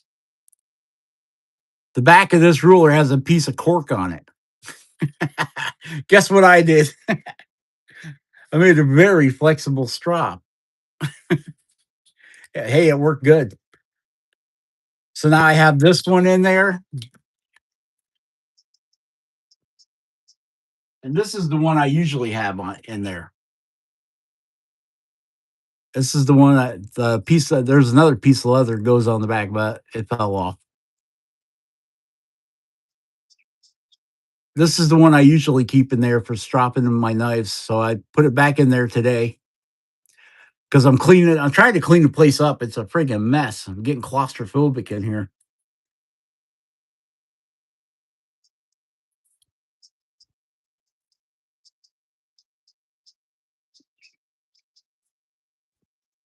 Hey, when you're carving and your knife is getting dull and you gotta strop it, you gotta come up with something. If I didn't have this, I would have just rubbed some of that compound on the back of a because I've always got 1x1s in my box, and I would have put the rouge on here and use this as a strop. And I think I'm going to put a piece of leather on this because it's thicker than that. I was going to carve this, but I think I'm just going to turn it into a strop. I got an old leather belt. I'll just glue it on there and turn it into a strop. Yep, that's a good idea for it, Rob.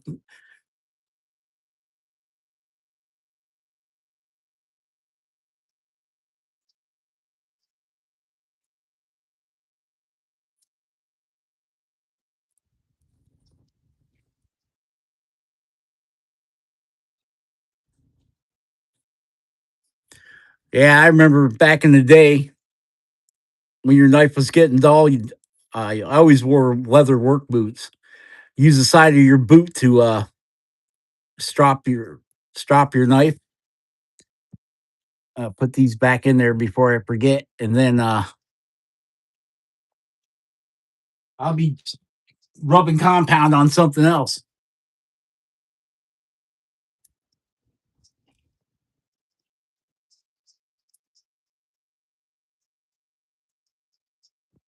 So I gotta get Kevin's knife out to him probably tomorrow or Friday. I got a new desk from my nephew to hold my bandsaw and scroll saw. So now I can use either one. That's good. I don't have a bandsaw in here. I've got three of them out there in the big garage, but I don't have any in here. I'm running out of room in here. Like I said, I got to go through this place and clear some of this crap out of here. I've got car parts and meat grinders and all kinds of crap that don't belong in my man cave in here. All my battery operated tools that can now go out into the shop. I bring them in here in the winter to keep the batteries from freezing. And then I just haven't put them back out there yet.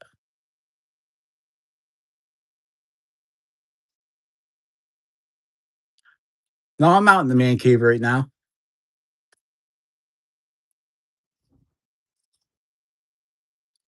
That's the problem. It's looking more like my garage than my man cave.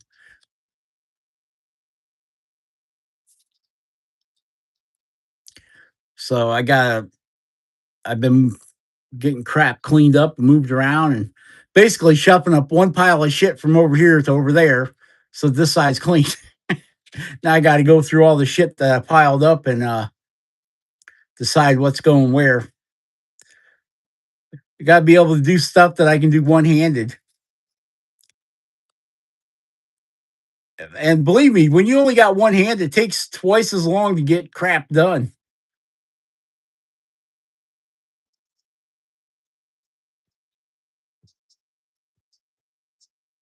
Yeah, this is new. Well, it's not new. Terry Pitts gave it to me.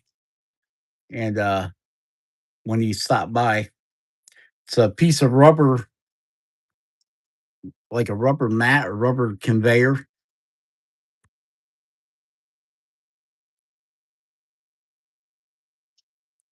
So this is our going to be our new background from now on. This rusty, looks like rust or orange conveyor thing. My old mat, I was using a heat gun on that snow and it warped it. Makes the basswood good. That's what we're after. We want a good background to oh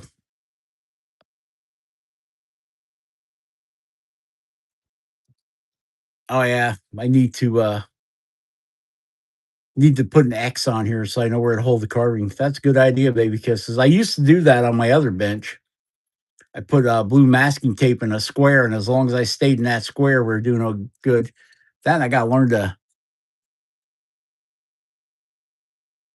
bring this camera back a little bit. But yeah, if I put a because when I doing this in the vertical, I realized that there's like this much to me, this much of its comments down, right? And I've seen that on other people's videos too. They get carving back here so they can carve, right? But they get back into and it really messes up what you're looking at, the comment section. Yeah, I seen you were doing that too, Perry. You're getting back into your comment section.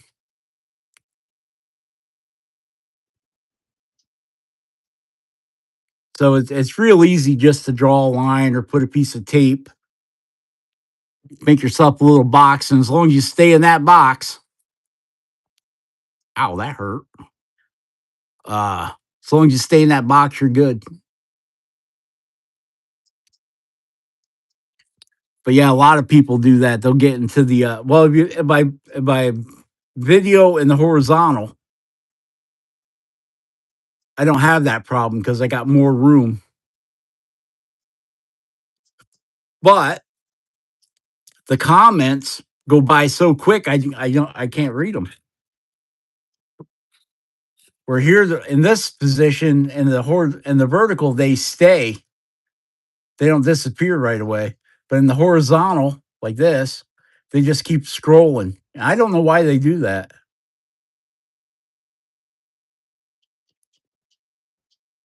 Yeah, that's what I need. To put a laser up there and put a dot on the table. I've got a laser engraver. I wonder if it would engrave this rubber mat.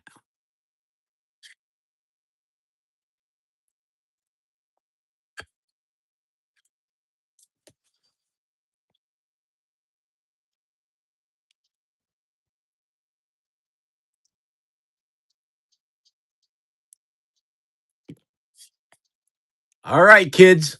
It's 8 o'clock. Well, actually, it's 8:05.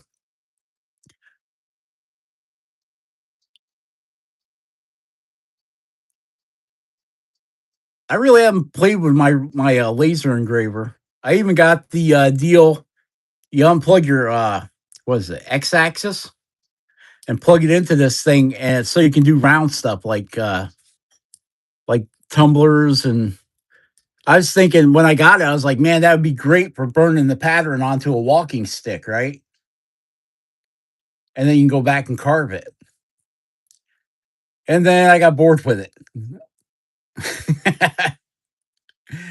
uh, that and you got to buy a what is it, light burn? You can only program it with this light burn program, and you got to buy that. I think it was like 70 or $80 a year for the light burn program. But maybe this winter I'll get messing around with it more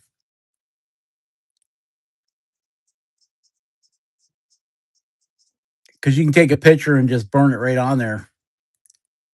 And with the rotator deal, yeah, probably 100 now. But it's pretty much worthless without that light burn program. It's neat. I did the 30-day trial period with Lightburn, and I did some car pictures and other stuff, burning it into a piece of wood. But man, there is so much crap you can do with that. Like I said, with the deal I got, you can set this cup on there and put just carve Rob on it, or whatever, a dragon, whatever picture you got, and just shrink it down to fit on here. And that'd be a lot better than paper too. Like even these guys, if you drew up a pattern for it and use the laser to, like, how a lot of people glue the pattern onto the piece of wood. I mean, now we're getting really high tech, right? You drew your pattern and you take a picture of it. You can put it in light burn and then have it burn it. You could set down your wood block and have it burn your pattern into it. Then if you cut it out on the bandsaw, you can bring it back and set it back down. Mark out your spot where you got it, set it back down, and have it go back over it and reburn all this stuff back in. Like this would be all surface, and then you would carve all that away. But you want to keep having your reference lines. You can set that back down and hit and reburn that same picture to help you keep within your line. If you're that want to be that technical about it.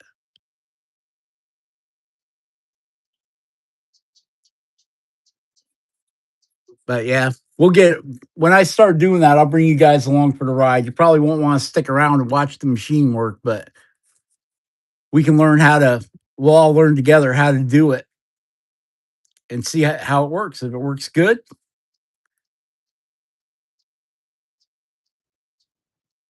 yeah. Well, the thing is like a basic pattern like this guy, you might end up carving 10 of these, right? You might end up carving 10 or 15 of these. You're not going to carve it. Well, maybe you will, 1,000 of them. But for those, because basically the pattern is going to be the same. I mean, you could draw the face and everything, but if you just want the basic pattern, just basically it's going to be a block here. You're going to come down here, and then you're going to come straight down here. Now, if you don't want to put nothing in the hands, you just want the hands in the pockets, then you would come down and then over and in. Yeah, profile, or you can do the front facing view to get your head dimensions. And the nice thing is you can figure it out all on paper before you take a picture of it and then send it over to the light burn.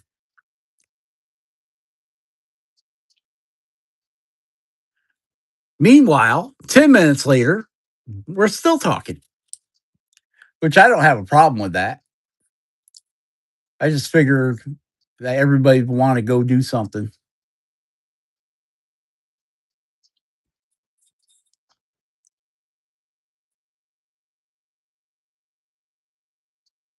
Yeah, you can get those like that. Mine is just a cheap laser deal. I think I got it from Timu for 150 bucks.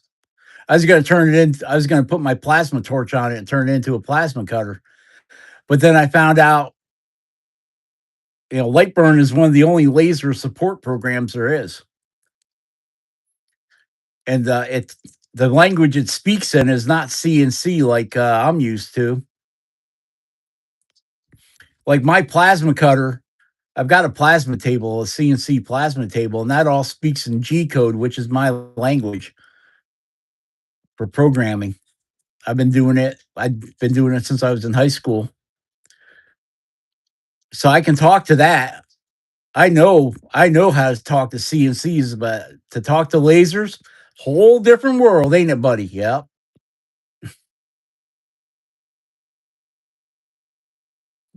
I need to act like Bird. Louisiana. What's that guy's name? He is great. He teaches you how to use the Lightburn program, and he's got all different types of lasers. The Louisiana, what's his name?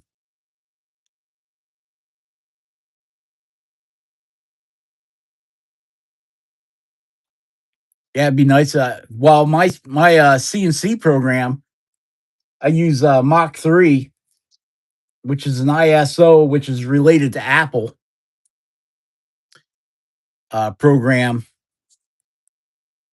I pay, what did I pay for that? $280.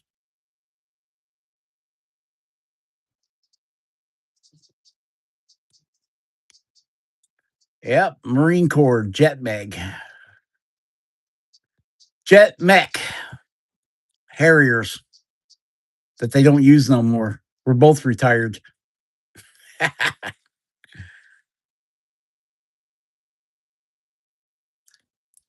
was getting ready to be certified for Julio copters, but I left before that happened.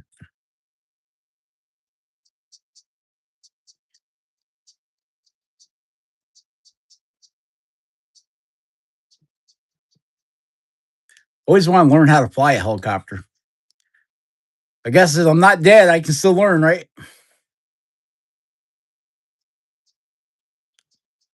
Oh, now we're gonna have to start calling the Perry Radar O'Reilly.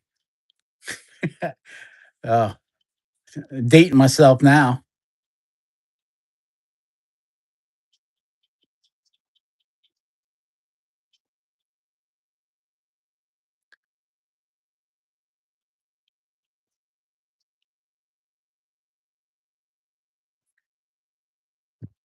Mash 4077.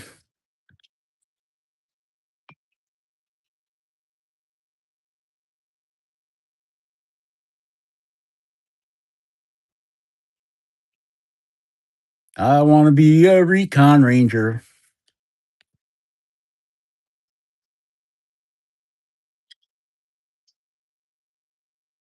Them guys are crazy. They're too crazy for me, and I'm crazy. Recon rangers. I'm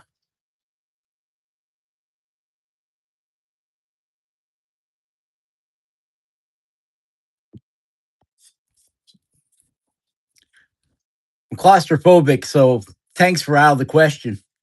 They said, "Would you like to be on a tank crew?" I said, "No tanks, no, thank you. Don't want to."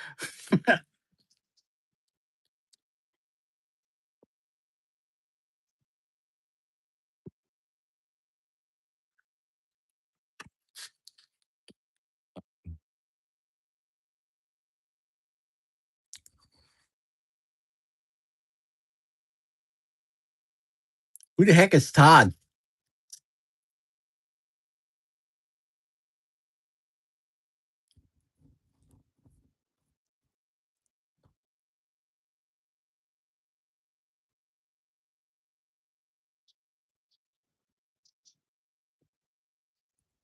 LJ Woodworking. Ah, okay. He's a wood turner. That explains why I don't know who he is. I do lathe work too, but it's mostly metal. I've got 3 lathes, 2 wood lathes and a I've got a Craftsman wood lathe. I got a what the heck is that called? A-Tech wood lathe. They're both 42 inches. They're the bigger ones. And then I've got a Atlas, an old Atlas benchtop metal lathe, 9 by was it a 12-inch swing by 36 inches long. Why did you get them? Why did I get them? Uh, why did I get lathes? Because I'm a machinist. That's right. I done everything. I started out as a machinist, programming CNC lathes and milling machines, and of course your manual stuff. And then when I moved to Michigan. I programmed lathes and milling machines for big companies.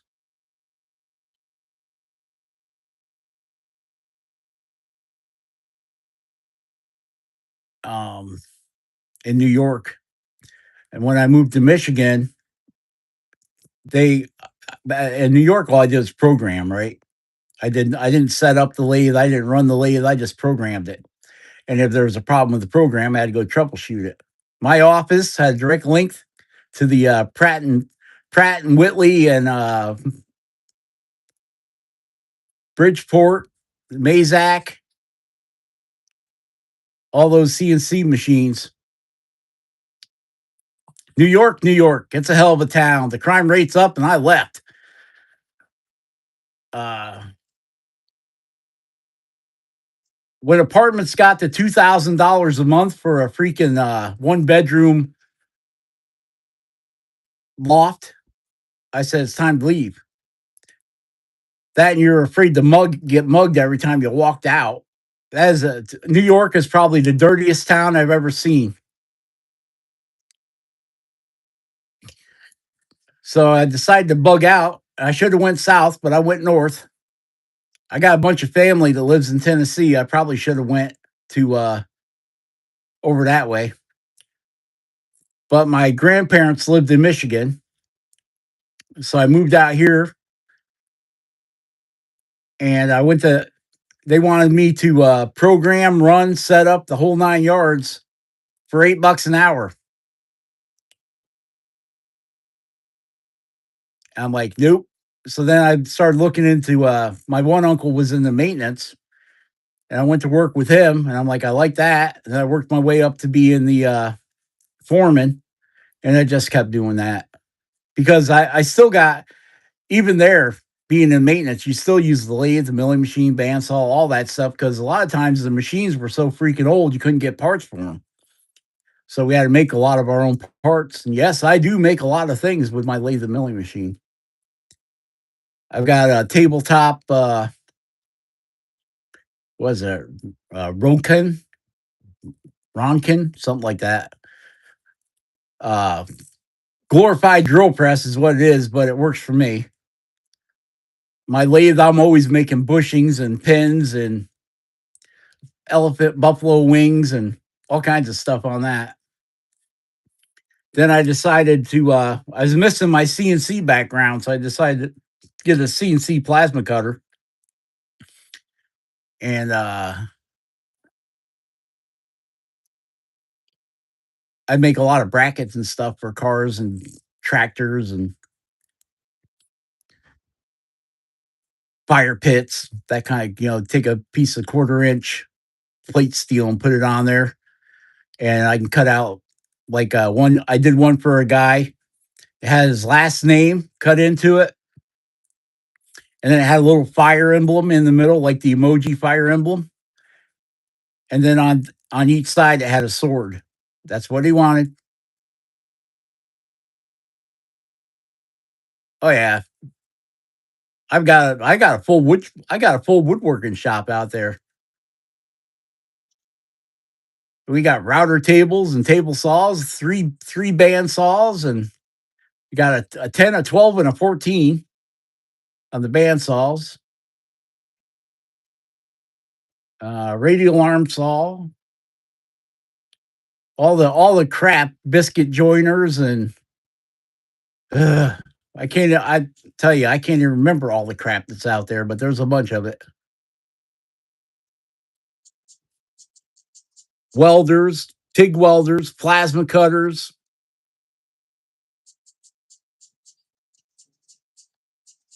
TIG. I've got a Miller 250 Miller Matic 250 TIG welder. I've got a 100 amp ESOP plasma cutter. I've got a 30 amp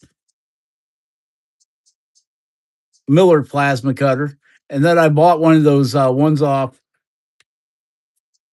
What the heck is it? Because the plasma cutting CNC, I can't use either one of my other plasma cutters on because it messes up the high RF, high frequency. Perry would know that what that's all about, being a radar guy. Screws up the computer on the plasma table. So I had to get a air instead of a high frequency arc plasma cutter. I had to get a air low frequency plasma cutter. So I bought one of them $300 Hindu, whatever the hell it's called, 50 amp, and that works really good on it.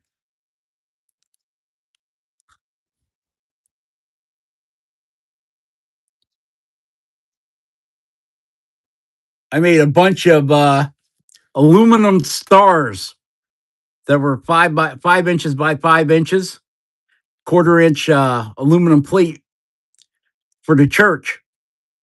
They're having a Christmas pageant, and they wanted all these little stars. I'm like, hey, I can do that for you guys. They bought the aluminum, and I cut them out and polished them and stuff, put a clear coat on them, and now they'll have them forever, unless unless we get some low budget ninjas in there, start using them for throwing stars.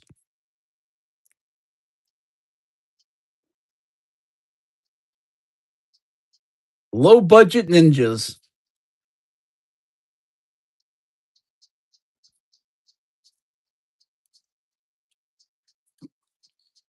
Yep, I'm a jack of all trades, master of none. Some people says it's better than being a master of one.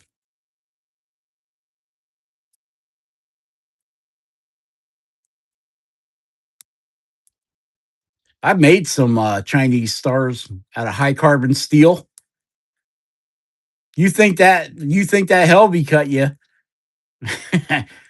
I've been chewed up by them stupid stars, just sharpening them.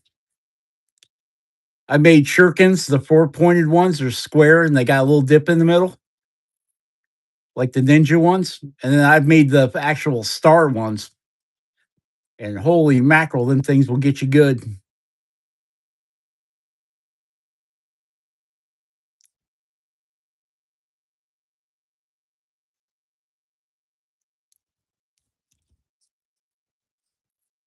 Anybody got any questions, comments, snide remarks? Oh yeah, I live for the pain. Don't got much choice. Land shark. Dun, dun, dun, dun, dun, dun, dun, dun, dun, dun, dun, dun, dun. Dun, dun, dun, dun, dun. That's the first when I took that knife out of the box, Perry. I'm like, hey, shark. It works good though. Works good for a cover for that blade.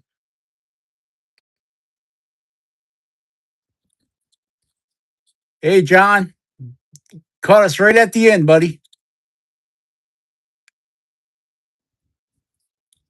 Boom, boom, boom, boom, boom, boom, boom. Yeah, it's a shark. It'll bite you. Ask Perry, he'll tell you. Oh, you 3D print? I was wondering where that came from. Oh, Perry's a man of all trades. 3D 3D printing shark fins and could have done a better job on. Now I'm going to pick on Perry. Could have done a better job on the cleanup, Perry.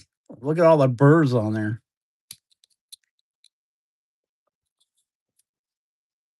Nice.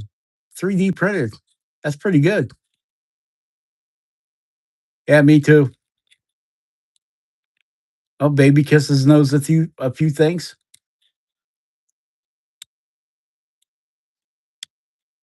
Imagine she does. Perry's going to start selling shark fins.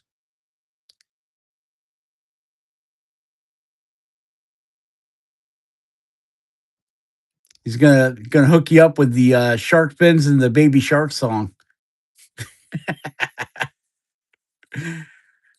Perry, you should make finger sharks. 3D print yourself out some finger sharks. Ah, remember them old Chinese movies with them people with they put the what were they the gold long fingernails? This one, as for picking, you have to put a little hook on it right here though. You have to make a little. This one, as for picking my nose.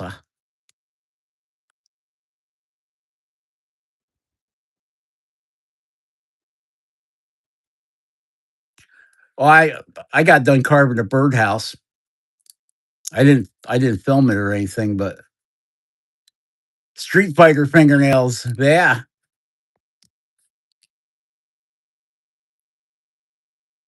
I get you with the kung fu booger fling. Oh no, not the booger fling. That's pretty cool. I wondered where you got that from. I'm like, what the heck did he cut that off of? Because it's got a rough edge right here. I'm like, what the heck did he cut that off of to make a blade cover out of it? Now he tells me he 3D printed because it looks like you sliced it off with a bandsaw or something. I said, what the heck did he cut that off of? A blade sheath or? And now he tells me he printed it, 3D printed it. That's pretty cool.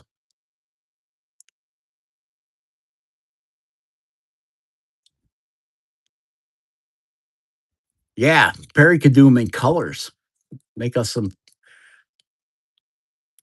Oh, that would have been great during COVID, Perry. If you made some of these for during COVID, then when you push the elevator button or whatever, you'd have along the finger.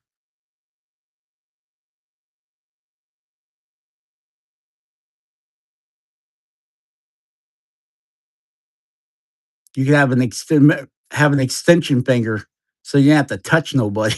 You just poke them. Hey, you poke, poke, poke. And the best part, you could get them through TSA, right? Because they're not metal.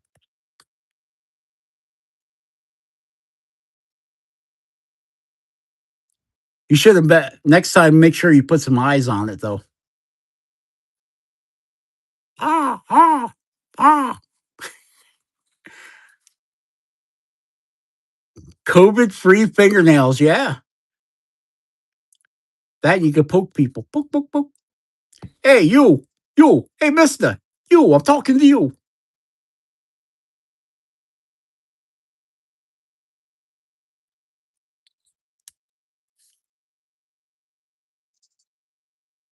It won't fit on my thumb.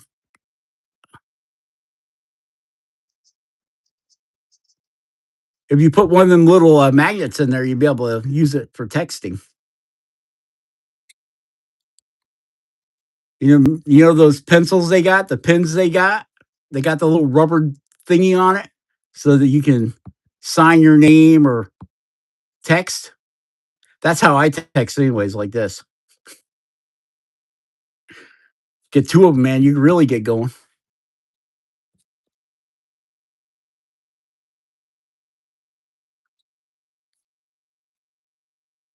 I went to Walmart one day and I was returning something, right?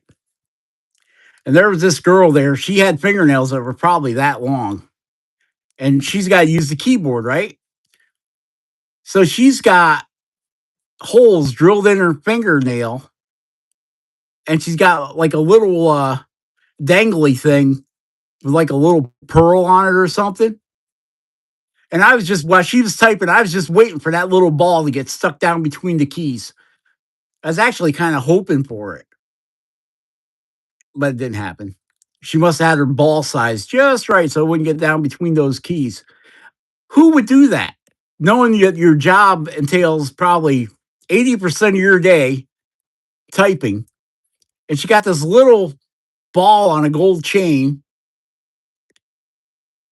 and she's typing with it. That would drive me nuts, that thing flicking, flacking around all over the place. So if you made her one of these, she could have her little gold ball with a pearl on it, and when she's got type, she could pop it off. Oh, you seen that too, where they got the real long fingernails and then they put a little dangly thing on there? I'd be like all day, I'd be like, man, I got a booger on my finger. Keep flicking that thing off. Wow, that's pretty strong, Perry. You got something going there, buddy. That's a business all on its own right there, making knife blade protectors. Or for some jerk on YouTube to be using as a finger. A little hot glue, good forever. All right, yeah, you are. You're selling them. That is awesome. It's quicker than making them. I can tell you that. Making these guys take a bit long. Take quite. I don't know. That 3D printing stuff can take some long time too. Hockey is me, man.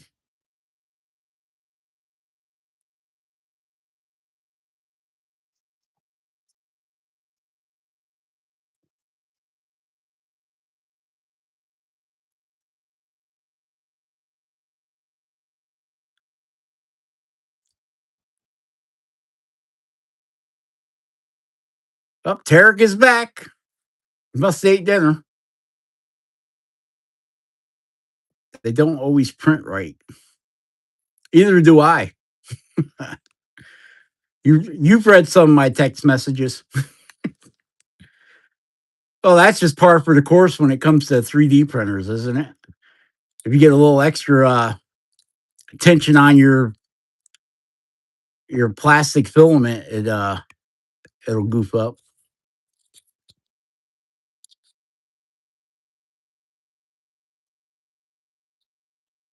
Had a channel for a month.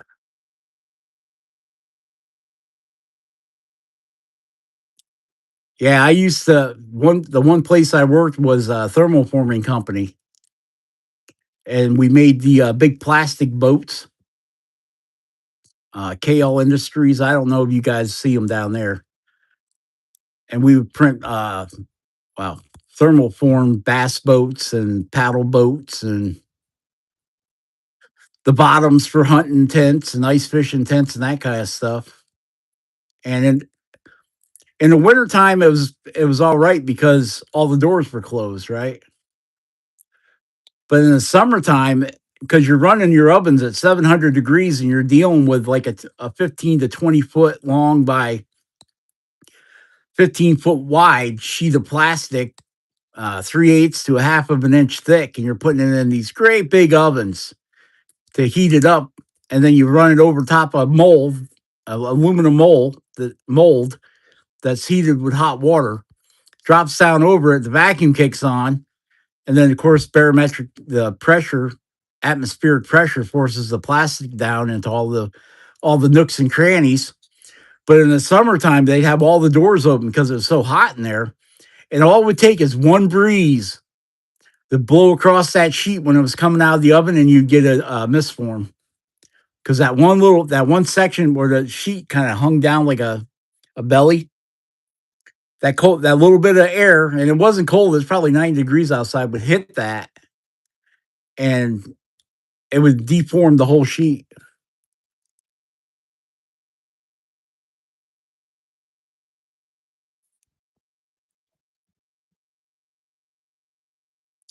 I used to have a cast, well, I still have it, a cast iron, oh, what the hell's that thing called? There's a cast iron pot, but there's a special name for it. Like you put it on a tripod and hang it over a fire. And I would take rabbits and squirrels and put them in there with the carrots and everything. And in the morning when I got there at 6 o'clock, when we fired the ovens up, Dutch oven, that's what it's called. Yep. Put it on top of the oven where the sheet would go in because it runs 700 degrees. And by lunchtime, that shit was cooked and ready to eat. You actually had to use a pot holder to take it off from there because that Dutch oven was probably 400, 500 degrees by by noon.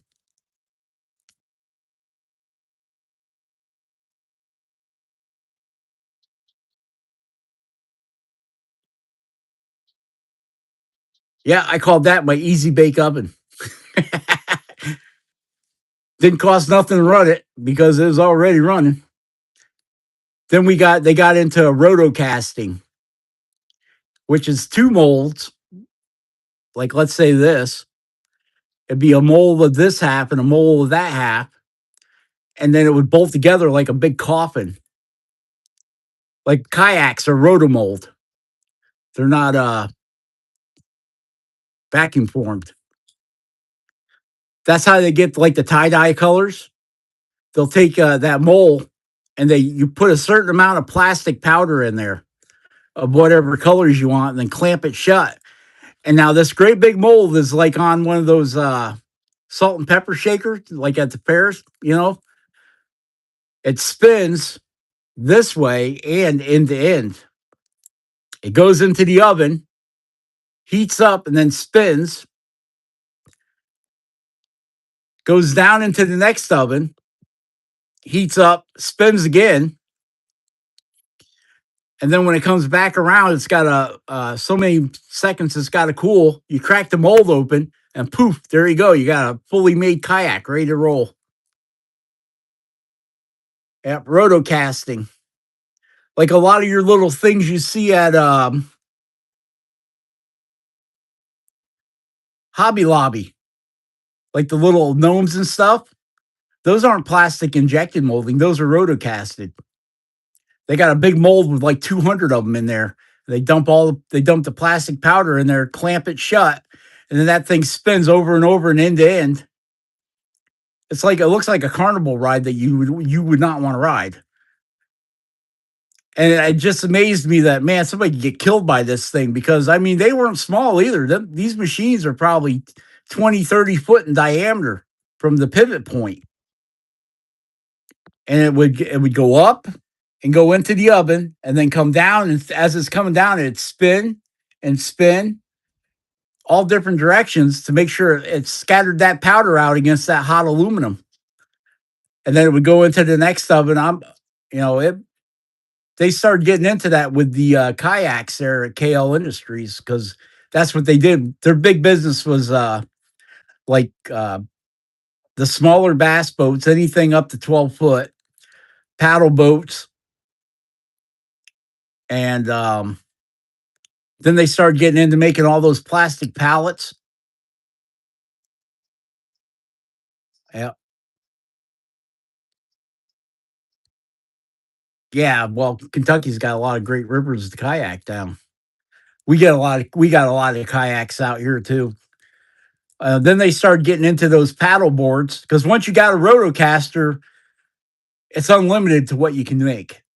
You just got to have the money to make the mold.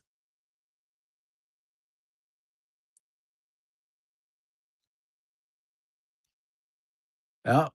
All Perry does is fork around all day. I got some plastic pallets here that I made when I was there. I mean, I didn't, I used the machine to make them.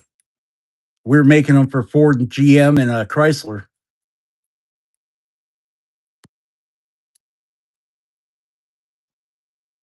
I got a couple of, the funny thing is to hold the stuff on the pallets, we used to install the seatbelt buckles. like when you send that machine off, the pallet off to GM, we'd have to have these installed, one on each side, and then your seat belt with the regular metal in that would plug into it was long enough to go over the whatever it was they put on it and click in. So they didn't use ratchet straps or anything like that on them. It's all built in as one. Yep, I've seen those pallets. Yeah, yeah, we used to make them right here in Muskegon. Well, I imagine they still do. I don't, but they do. I'm not there no more. Then they started another plant where all they make is because they used to have to buy all their plastic sheet, and it got to where the delivery and our production wasn't matching up. So they built a plant to they put in. I guess they got four of them in there now, but they had two roll formers, and all they did was make big plastic sheets like this, but they were 20 feet wide, and as long as you were feeding plastic in it, they went forever.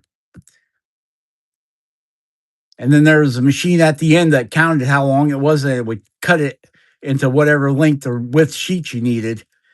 And then they would ship right from there. And I mean, they're only like 200 yards apart. Factory that made the factory that made the boats and the factory that made the sheet were only 200. They'd shuttle back and forth with a fork truck.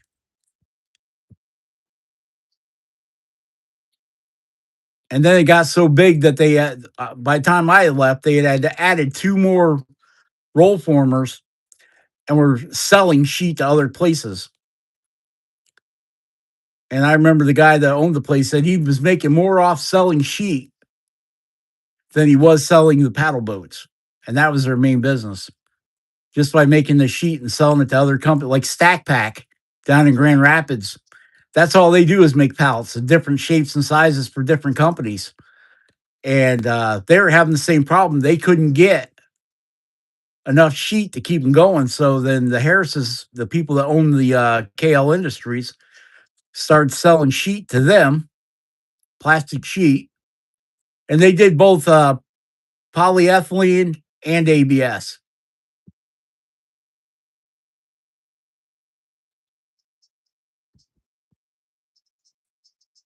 Yeah. All right. So now we're up to 8:43. I guess we should call it a night. What do you guys think?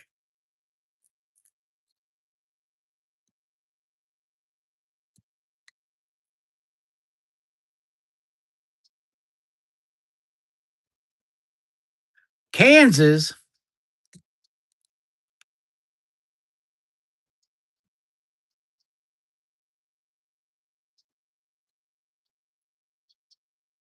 Now the palace was is what was called twin formed. Okay. The machine had two. You put a sheet in the top and a sheet in the bottom. Then you had two molds instead of one. One was on top, one was on the bottom. And what would happen is, as they come out of the oven, they'd hang over the mold. The top mold would come down and go into the bottom mold, but it would inject air in between them. And that's how it would vacuum form the outside, but blow mold the inside. Don't think that wasn't a tricky mother to keep running. Yeah, milk jugs, 55-gallon drums. They were all blow molded. The sheet comes down in a big tube, and then the tube goes up and down vertically, and then the molds close and it injects air in between them and blows the material into it. Yeah, those pallets that look like they're like puffy, those are all twin formed, which is basically vacuum forming and blow molding combined together.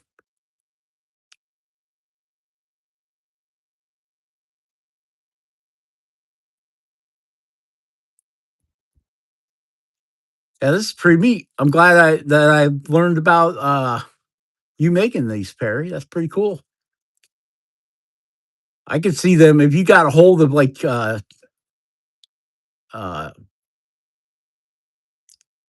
Rocky Mountain wood carvers. or a tree line. Of course, you'd have to be oh, they don't recycle plastic? Really? Man, that's all they do here. They want you to take all your plastic, and it don't matter what kind of plastic. Usually, milk jugs and things like that are the best for recycling because they're polypropylene,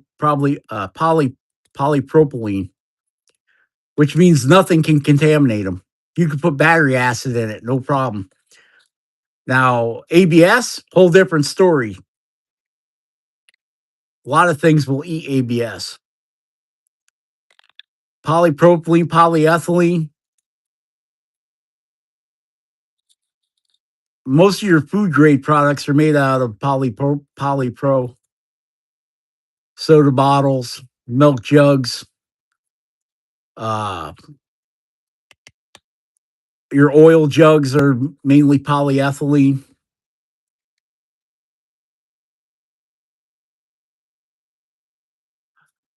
Yeah, there's a guy on YouTube that does a lot of Harbor Freight reviews, and he's out in Montana.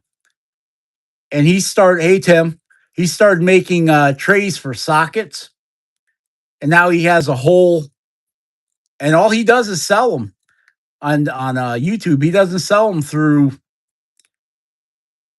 Harbor Freight or anything, but he's got a farm of 3D printers, and that's what he does. Is he's got I think he was saying he had 50 3D printers, and all they do is print different stuff for tools,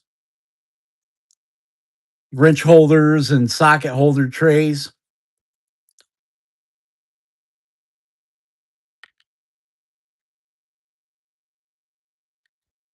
Oh, you make foam for seats? Is that what your company does? For about 10 minutes, I worked for a place that made carpets for cars.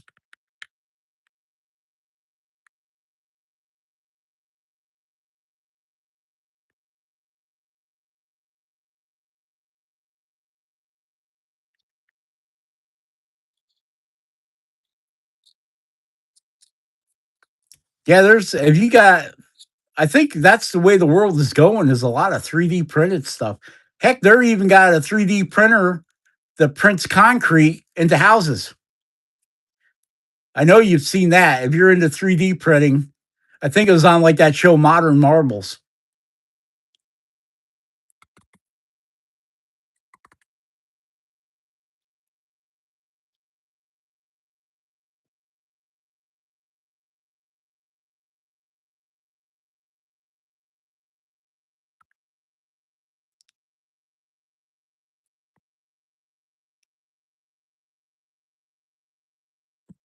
3D printers are the way. I always thought about getting into it, but I got so many other things going on. To add 3D printing to it, I just don't know. No, this actually has a great big printer head on it, and the concrete is mixed thick, and it goes around just like your 3D printer laying down that filament. It lays down the concrete. It's really wild.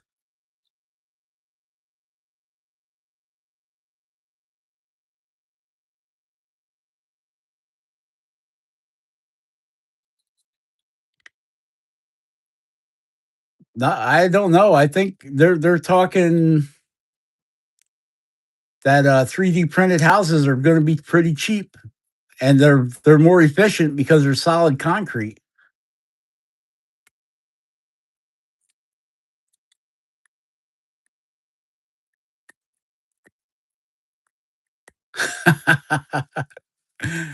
My son wanted one for Christmas. That's why I have one. Dad might have to want one too. There you go. There you go. No, the 3D printers. I was looking into them. You can get a pretty decent one for right around 250, 300. Back when they first came out, yeah, they were quite spendy.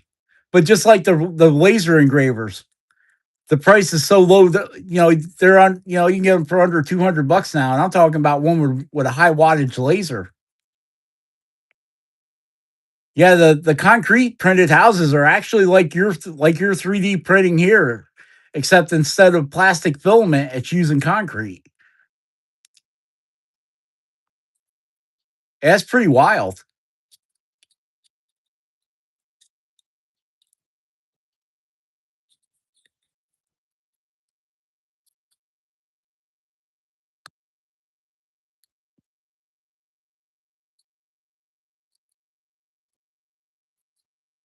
No, I don't think they don't have to have mortar in between them if you're filling all the holes with concrete.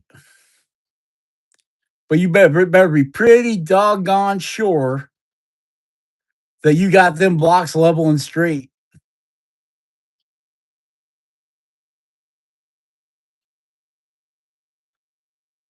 Oh, it's still messed up enough to where I can't carve with it, Tim. I just messing around with it here, playing with Kevin's new knife that I'm going to send him. And yeah, I had the block of wood and I turned my hand and it snapped and wow, that hurt. So I'm hoping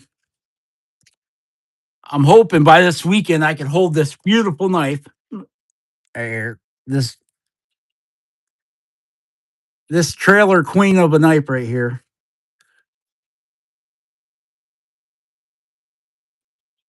Well, yeah, you got to put down a foundation before you set one block. Your foundation, well, here in Michigan, we got to be below the frost line, which is 4 feet. So at minimum, your foundation's got to be 5 feet down. The pad has got to be what was it, 18 inches wide this way, and then you have to have rebar in it. And then once that's leveled and set, then you can start stacking block.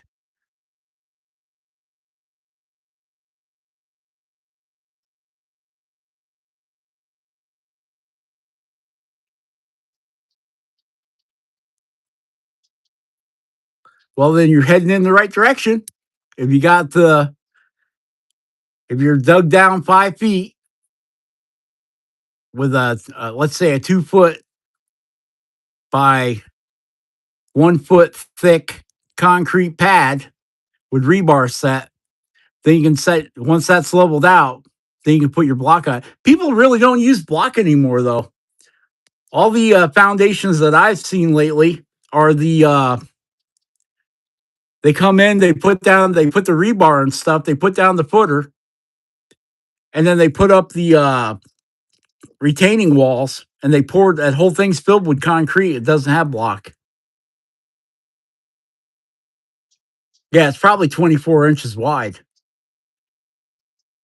Most people go with your general spec of a uh, backhoe bucket is 2 foot wide. And that's a small one. They're trenchers, but all poured foundations. That's what they're called.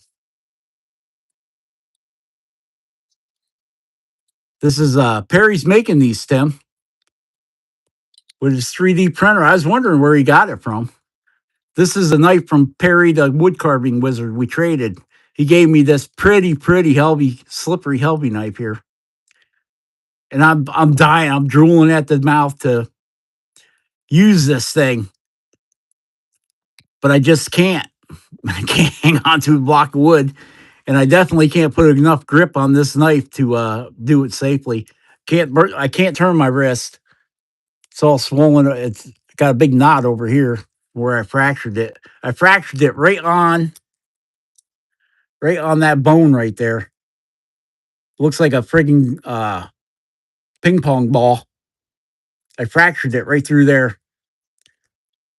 So I've been having it in a splint type deal. And today I'm like, I'm not wearing that on camera. I'm just going to wrap it up, which I did. It's super tight to keep reminding me not to bend my wrist. But I've been dying to play with this knife. I made a couple cuts here with it, but no, I'm not like this guy. I want to finish carving this guy here, and I just can't. I can't hang on to it. I don't feel safe enough. I'm going to get a sharp pain, and then I'm going to let it go, and that knife's going to get me, and it's already bit Perry once. So I'm not going to let it taste. Well, it's probably end up tasting just carved raw blood, but not right this minute. Yeah. Yeah, I did that last Friday.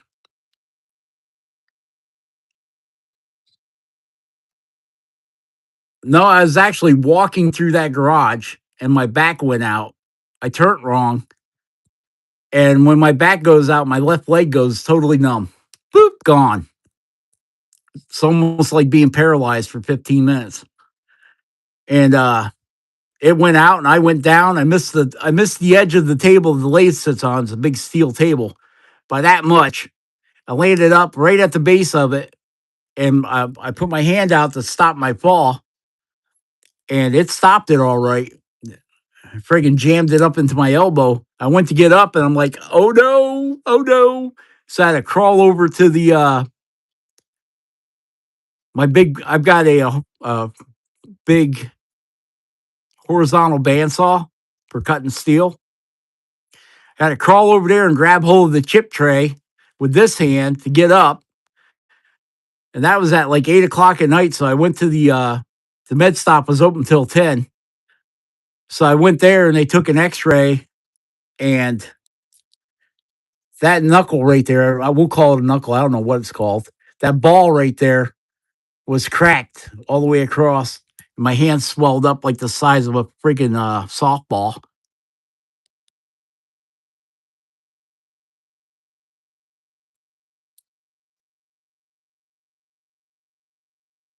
It hurt me so bad I couldn't even remember what the heck I was going out there for. But that happens whether I'm hurt or not. Yeah. So that's what this was all about to explain. This whole live tonight was to explain why I haven't been because I was hitting it hard there for about a month every night, 5 o'clock. That's become known the Just Carve Rob hour. And then me and Kevin started doing lives. And I'm like, well, I know I'm not going to be recouped enough this Wednesday to do a live and talk to people. So then I talked to Kevin about it. I'm like, I'd go live with you. I'm just not going to be able to carve. He's like, okay, I'll get back with you. Well, while I was explaining what was going on, he contacted me and said, I just had a bunch of family stop by. We're having apparently Bing, his wife, had scheduled a family outing or picnic that he was not informed about, which I understand. It happens a lot around here. I get told every morning what I'm doing for today.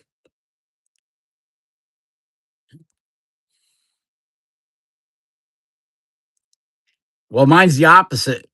My leg doesn't put me, it just goes away. It's like poof, disappears. I guess I could get some kind of brace to compensate for that, but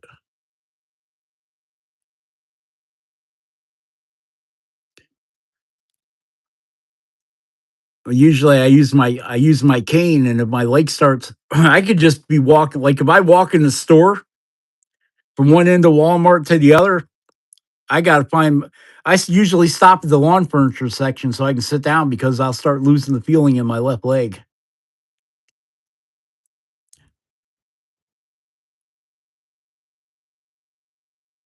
I was getting off my front end loader about 5 years ago, and my right leg, I lost feeling in the cat in the muscle in front of on the front side of your upper thigh, and it still hasn't come back.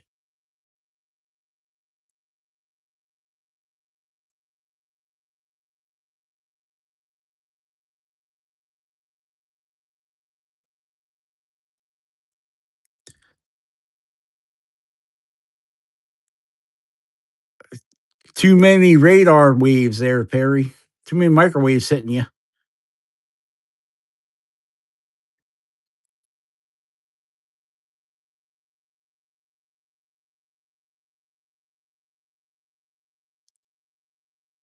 Yeah, well, I got a problem using a wheelchair right now. I can't roll. I can roll, go in circles. I can roll around in circles. I've got an electric, what do you call it, chair. I gotta find it. Well, I know where it is. I also know it needs $300 worth of batteries. So there's always that, always something. But now maybe I can upgrade to the lithium ion batteries and it will hold the charge long. God knows how much that would cost for big enough for two 12-volt lithium ion batteries.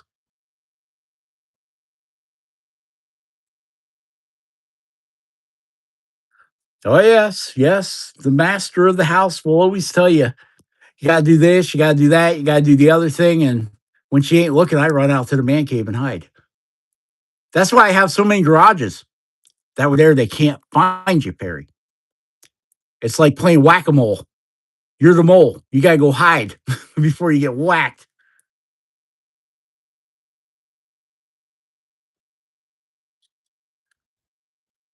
Yeah, that's rough on your back.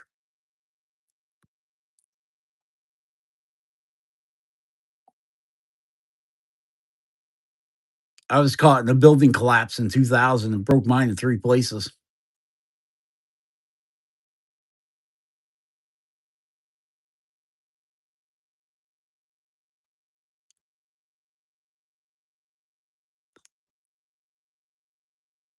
I've had some bad luck in my life.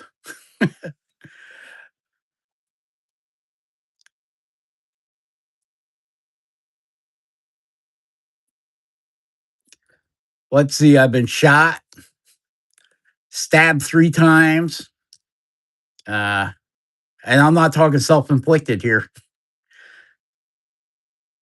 and had a building fall on me. Yep.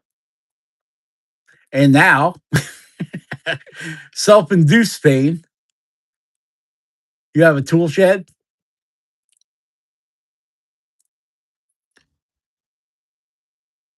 Yeah, back when I first bought this place, I built a 36 by 40 garage. The man cave has always been here. It came with the house. It's was this 20 by 20 feet wide by 18 feet long, and it was a garage. And then when I built the big garage, I took the garage door off of this and redid the whole thing.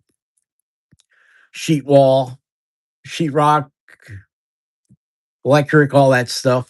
And I turned it into the man's clubhouse, right?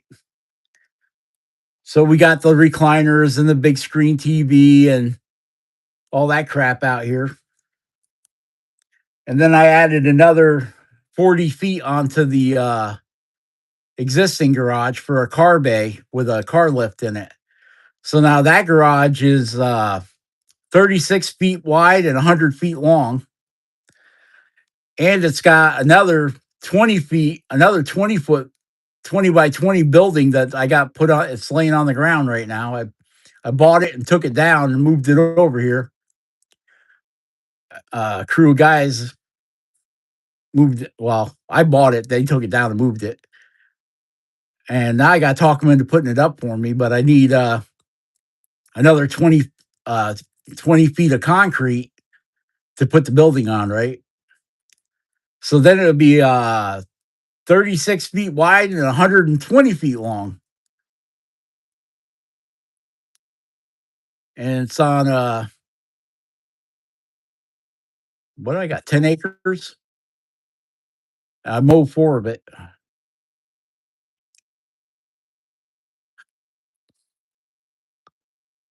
Yeah, it's taken me my whole life to build this place. And now my building days are pretty much done. Only what I can pick up and move, and that ain't a lot.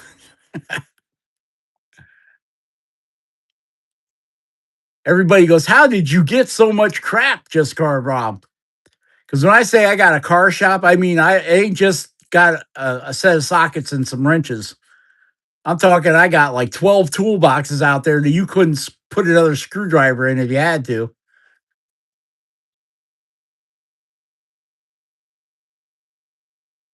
and a car lift, and then all the fabrication tools. A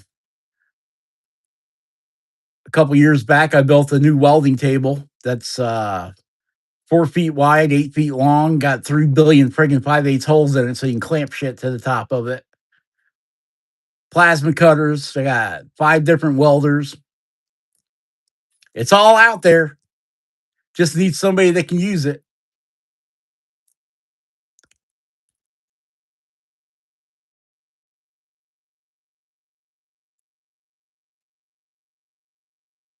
I don't know if we got that much time, Tarek. That's a lot of building out there. Oh, and I forgot. I also added a 14-foot wide by 40-foot long lean-to on the side of the original garage before I added the other 50 feet of the second of the car garage. There's a full wood shop out there, a cabinet building wood shop. There's a full fabrication shop. There's a full machine shop, full auto shop. And then the lean to thing I built was for storage. But then last year, I decided, well, maybe I'm going to move the carving shop out there so I can get it out of the man cave and just leave this as like a mother in law's house. Because I want to I don't have a kitchen in here, but I want to put a kitchen in here.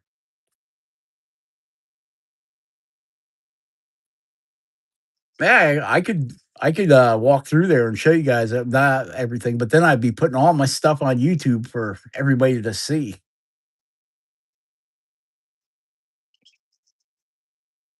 I have been broken into. That's the only bad thing about showing everybody all your stuff is because some people that you don't want show your stuff to, because once well, you got all this stuff, and then you're not here one day and you come home and all your stuff is gone. I know that's why they make insurance, but still, trying to replace all the stuff. Some of them tools I've had since I was an apprentice as a machinist, they can't be replaced. So you get what I'm driving at there. I would love to share everything with you guys. I'd love to take you out there and show you everything, but unfortunately, it is called the World Wide Web. It's not just you guys, it's the world. And we all know the way the world's rolling right now, right?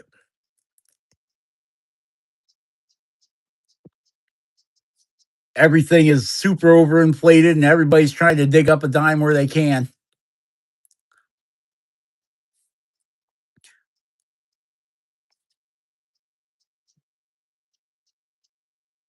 Yeah. Otherwise, yeah, I'd love to take you on a tour of it.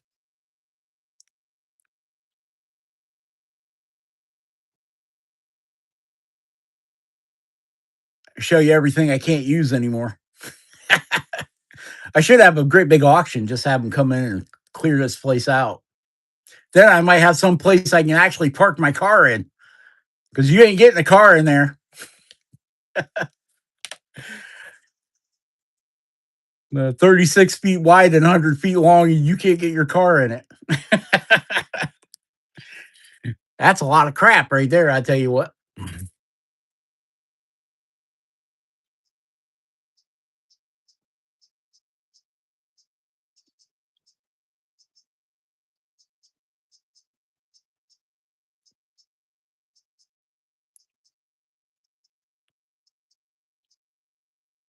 But we'll carve the little thug guys. We'll do a live on them, and once we get the laser thingamadooby up, we'll go over that. I'll probably set that up right on top of the plasma CNC plasma table. No sense in having that out here smoking the place up. It can smoke up the other garage where I'm never at.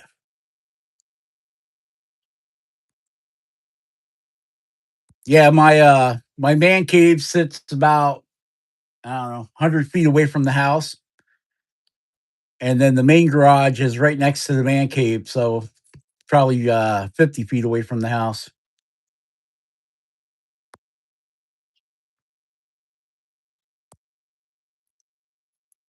So yeah, they're up by the house. I was gonna move it further back, but I'm like, I'm lazy and that's too far away as it is. So I'd have to have a shuttle to get from here to the back. My property is almost 2,000 feet deep, and then it's 400 feet wide.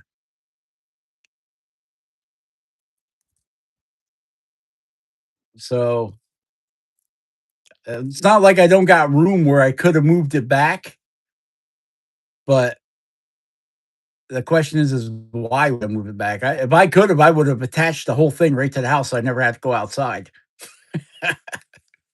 Too many damn ticks around here. Yeah, I was just saying that I need a new shop inspector. The shop inspector rabbit I got, he ain't doing a good job. He ain't scaring nobody. The shop inspector snake that came in here, I think he left. I haven't seen him. I've done killed all the shop inspector mice. I think I got them pretty much cleared out.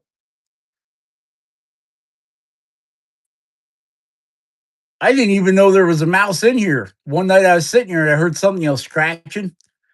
I'm like, do I got a mouse in here? So I started setting up them. I don't like putting poison out just because. Well, I used to have the shop inspector. I didn't want her eating it, and she's dumb enough she would have. So I started setting those traps. The old wooden snap traps. And all of a sudden, holy crap! Every morning I had three traps out here, and every morning there would be three mice, and some of them were huge. Like they've been living pretty good out here for a long time. So I haven't got a mouse in about 3 days now. So I think I got them. They started out big, and then they got smaller, smaller, and smaller. So I think I got the whole family wiped out. But only time will tell, right?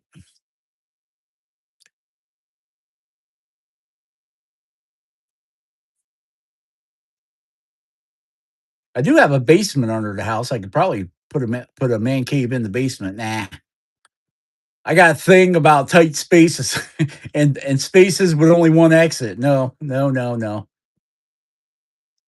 The other day I was in the doctor's office and the room they put me in was small. I mean, SM all small. And I started losing my mind in there.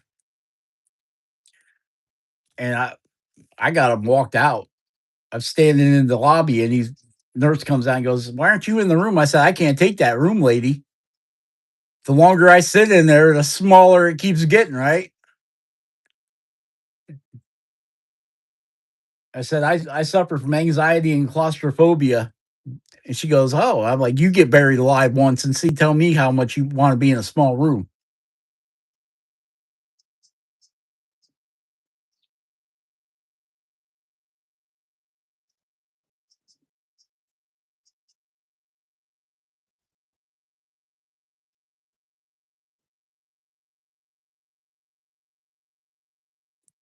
All the mice moved out. I don't understand it. There's nothing for them to eat in here. It isn't like I keep food out here. And anything I keep in the anything that like might be considered food is in the refrigerator. So they're not getting it anyway.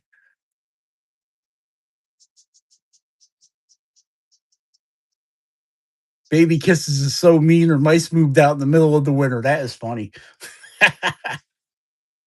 See the little foot tracks. Yeah, they chew anything. But that's just it. Like I've been moving a lot of crap around in here. I see no mouse droppings. All my wiring is good. None of my extension. Usually they love chewing up extension cords, but I do every winter. I always go and buy a big box of Gain dryer sheets, and I throw them around in here, and then I put them in my Silverado, my Forerunner. I stuff them up in the console of both my boats, and I've never had a problem with mice in my vehicles. I put them like in the wintertime. I know I'm not going to be moving that Silverado, my hot rod. I know I'm not going to be moving my Toyota because that's in the garage getting body work done to it. So I put dryer sheets in the engine compartment and in the vehicles themselves. And I haven't had a problem with mice chewing up the wiring in my vehicles, thank God. Because you get a mouse in a car, oh, let me tell you, it can be a holy nightmare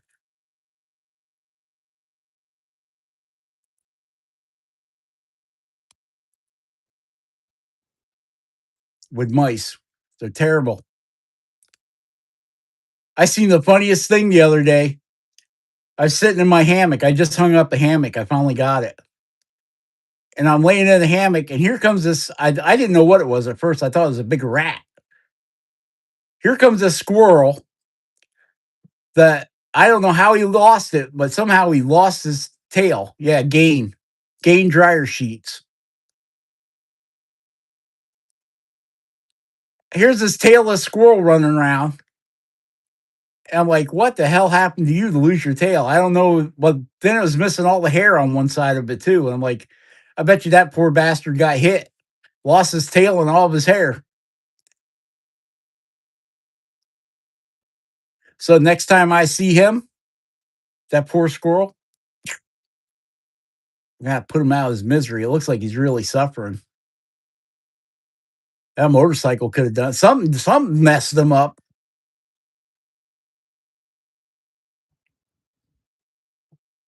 I had a bunch of dog treats left over from the shop inspector, so I threw them outside, and squirrels are coming and eating them. Well, they got vitamins, so we're gonna have some healthy squirrel soup this winter.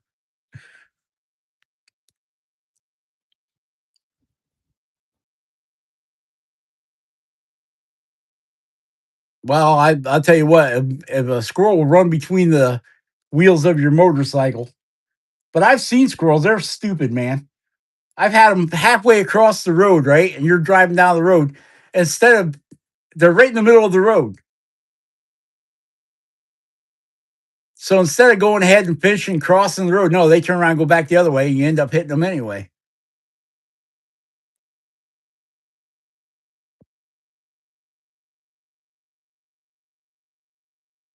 You got a rabbit tail on your bike?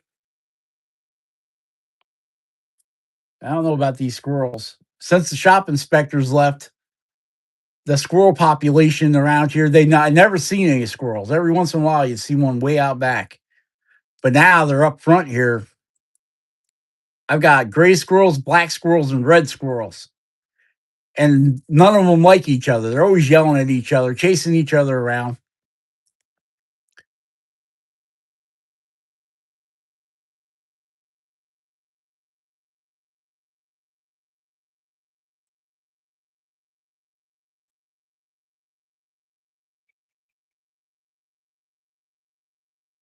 I just buy the gain dryer sheets.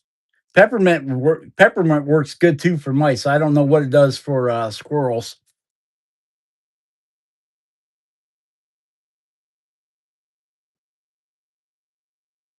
You got the squirrel union. Perry's got the squirrel union. Yeah, since the old shop inspector's been gone, I see a lot of critters. Gain, yeah. Don't matter what fragrance. They got a couple different fragrances. I think the last one I got was spring rain or something like that.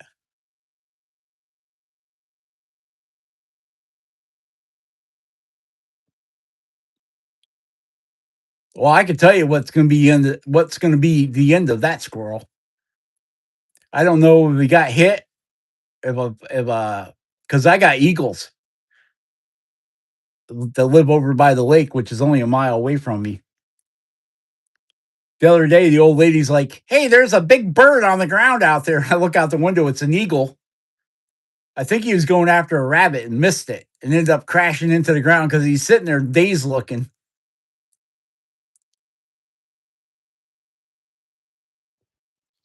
Yeah, well, I just had that happen here last week.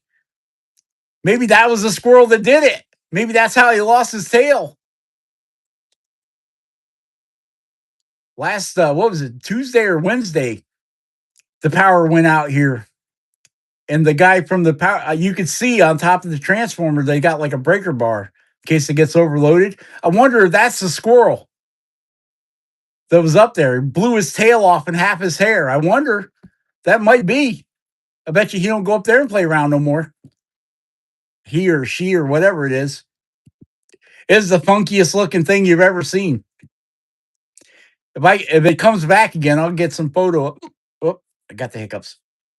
I'll get some video of it, and you all be like, one side of it looks like a rat because it's got no hair, no, and all squirrels are fuzzy rats anyway. And then if he turns, he looks normal. It looks like that criminal guy. Was it from Spider-Man or Batman? Two-Face. One side of his face got burnt by acid, and the other side he looks like a handsome guy. I got a two-faced squirrel out there. Yeah, two-face. I got two-faced squirrel. One side he looks perfectly normal. The other side he looks like a science experiment gone wrong. But he's still either side. He ain't got no tail.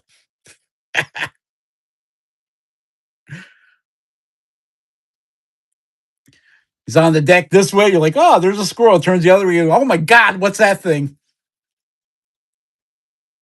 Maybe he's got an evil plan for the bird feeder.